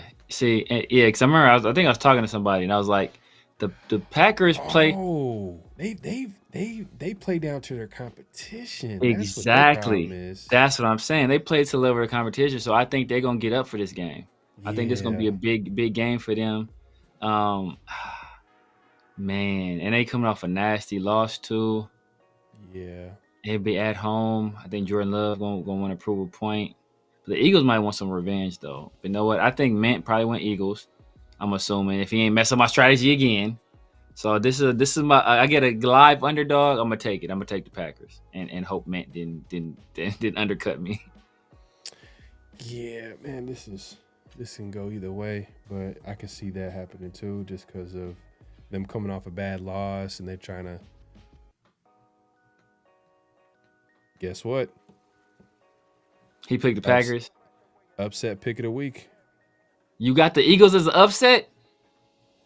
No, you got the Packers. Oh, I got the okay. Yeah. See, I don't feel great about that one. You're like, what? I don't feel great about that upset pick though. But I just, I need some, bro. I can't. I got it. I got to go for some. If it's a live underdog, I got to take a chance. Yeah. Man, I went super aggressive this week with that Falcons pick. Let's see. The Falcons coaches, that's kind of wild right there. But I ain't gonna hold you. I know that. They got a hell of a defense though. They got a hell of a defense. The only thing, you know what? If it was like at home, if it was really like at the Colts or even in Atlanta, it's just when those overseas games, for some reason they're just like It's weird. It's just weird, and on top of that, like, Daniel Jones kind of struggled, and when I seen that statistic where about him, like a large percentage of his passes are like first read passes, and then the fact that Steelers were taking advantage of that. Shit, hey, the Falcons, it's copycat league. They might go ahead and do something with that. But who'd the Colts trade AD Mitchell to? The Jets. Did you him to the Jets? Oh, okay, that's wild. He was in that trade. That's cold. Yeah. Oh yeah, that's cold. Yeah, that's what I was like. They did him filthy, bro. That's them filthy. Just because of that. That's just because. And it was. I ain't gonna lie. It wasn't one of those like where he was being cocky. Like he wasn't being cocky and just being dumb. It was just like actually like a mistake. Like he just messed up, and it was close. We had to replay it and to see and confirm and everything. R.I.P. Mitchell. Nah, man, that's still doing too much. You good, bro? AD Mitchell, man. But I actually like AD Mitchell, man. I think he has some potential. He's super athletic too. Super athletic. That's a perfect man. That's a nice little receiver core. Like as far as like potential. Garrett Wilson is like the route runner, but he's kind of like the speedy guy, like the guy that can take the top off the defense. Mm-hmm. But they need a quarterback. But I don't know, man. The Jets, they did all that work. They did all those trades, but at the end of the day, like, just like they look at people look at the Raiders and be like, oh, it's the Raiders. It's the Jets too. Like, at the end of the day. I mean, look, they think about it this, right? They hit on Quinnen, they hit on Sauce Gardner, they hit on Membu. Like they have some, like we hit on Brock, and that's about it. I don't even understand why they even did all. Like I understand, like it kind of guarantees them. They really didn't have to do that. They had young guys under contract. All they had to do was like, because I mean, if you look at the record, I mean, it's not like they were winning. Like it was a record where they're still going to get a top pick. I don't know if they want to guarantee themselves to get a quarterback, but because imagine like a quarterback coming to a team with all the talent that they traded away. Like they got established talent. Now they have to like actually like it's start over from scratch. Because the Raiders are not in that situation. The Raiders are not in a situation where we have multiple players where we could trade and get that amount of players. Last time we had that was like Khalil Mack and Amari Cooper. We were able to capitalize, but that's about it. You look at it like this. Well, basically everybody they gave away was on the defensive side of the ball, though. They got defensive head coach, so maybe they're trying to allocate more resources to the offensive side of the ball and say, you know what, we have a good enough head coach in terms of his defensive mind that he can figure it out defensively. But we need to provide some firepower and some more resources to the offensive side of the ball. So when we draft a young quarterback, he can have some success early on. That's the only thing I can think of they could be thinking. They trade away defensive pieces that will do nothing to Oh yeah, help it is. QB. Yeah. Yeah, but no. You know, like what do they always say? There's always someone saying about like a quarterback's best friend is run game. A quarterback's best friend is tight end. Everything is a quarterback's best friend when it's a benefit to him, including a good defense, because that means there's more opportunities for them to like score, for them to like have an opportunity to win games. I mean, you know, it is what it is. Like we'll see how it shakes out. I mean, I think that, you know, Chill Ray says Colts overpaid for Sauce. He had 2 first-round picks. Yeah, it made sense for them though. I think we talked about it. We talked about the other show. But the Quinnen Williams one was kind of like, man, I don't know. I don't know if they. Quinnen Williams, man, I love Quinnen Williams. I think over there, I think he'll serve. I think he'll serve over there. Well, with him and Kenny Clark. Yeah. But do they have a edge? I don't know if they have an edge person though. You have to draft No. that. They're probably gonna look to draft that. Especially, it's a good class to even draft edge, so they probably gonna look to draft one. That's it. That too. Draft. And that might have been part of the calculation in trading Micah as well. Yeah. That's you gotta play. Sometimes you gotta play 3D chess, man. But we appreciate everybody coming through. Make sure to clock in, hit that like button, hit that subscribe button, hit that notification bell. Severe, man, let the good people know where they can find you, what to look forward to, all that good stuff. You guys know what it is, man. The Severe Raider here on YouTube, Snapchat, TikTok, X, IG, everywhere. The Severe Raider. Holla at your boy, man. Sundays and Wednesdays with my guys, Chris from Protect the Shield and 805 Raider in the Raider War Room. Obviously, Tuesdays and Thursdays with Pharaoh NFL, the 50-50 show, and Around the Shield. And Mondays, man, holla at your boy. We had a lot of fun on Monday, man. Rocked out, fun show, man. Talked a lot of shit. So, welcome. We come back this Monday, man. Run it back again. Hopefully, I'll add a little bit more technology this week, man. Just keep building. There you go. LS says QB's best friend isn't a D tackle, but I was saying defense overall, and those guys were like the best players on the defense. Best friend on the team, period. But look, keep this though. You talking about the quarterback's best friend? Who did they keep? That was in a lot of trade rumors. Garrett Wilson, was it Garrett Wilson? Not Garrett. No. The running back. Brees Hall. But the only reason why they didn't trade him was because their asking price was a 3rd round. Mm-hmm. And the only team that, well, I won't say the only team, but the teams that were offering, they weren't offering that high. And I think one of the offers was on the table was from the Chiefs, which I'm glad it didn't go through because I don't want to see the Chiefs get any good players. Mm-hmm. But Chiefs put a 4th rounder on the table reportedly. Nice. They said they passed on it, so it was like, all right, well. But it's look, he's a good player. But like, if you're just trying to get resources, bro, like a 4th and a 3rd, I mean, it's gonna be a late 4th though. That's the bad thing too, though. It's like it's basically a 5th, so that's kind of disgusting. But if you're offloading assets at that point, you know, he ain't not part of your future plans. Like he gonna walk in 2 years or something anyway. So get what you can get for him. Yeah, man, we'll see. But they traded they traded a lot of pieces on that defense. I think like Michael Carter, they obviously, you know, Sauce Gardner, Quinnen Williams. Yeah. They still kept Jermaine Johnson, who's also in trade rumors. But you know, that's the Jets, man. The Raiders we got folks on the Raiders, man. We got to see what they can do and what the improvements they can make. And you guys can just follow us. We'll continue this conversation. We'll be back here on the 50-50 show next Tuesday. Obviously, Thursday Around the Shield. Make sure to tune in. We appreciate everybody pulling up. Just make sure to follow us for the latest and greatest for new content. Make sure to subscribe, hit that notification bell, all that good stuff. Also follow Around the Shield on X and IG, man. Make sure to go ahead and do that. We're trying to go that platform over there, and you get the latest news, latest Raider news, rumors, memes, podcast clips, all that good stuff, man. You can get it over there. Make sure to Give us a follow there. LS says, or Chill Ray says, another interesting thing is the Jets took the Cowboys 2027 first, not their 2026 for Quentin Williams. Yeah, it's probably the only way they can get it to get it done. You know, is what I'm thinking. Oh, okay. But no, okay. but because they could have took the Packers, because the Packers they had multiple first round picks this year. Yeah, and the Packers and but as you said before though, this is an edge class. So they probably want to keep those resources because they probably want to use one on the edge and one somewhere else, possibly running back maybe. Yeah, the Jets went all in on their future. They just like, guys, we're not gonna. Bro, I love it. It is what don't it mess is, around man. with it, bro. Don't mess around.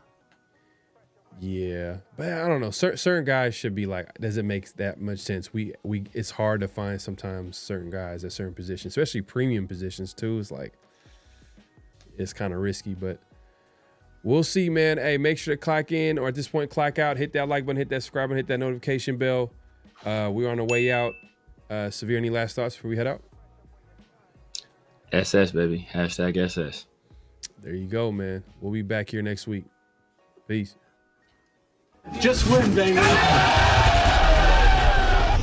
Hello? You play to win the game. You don't play to just play it.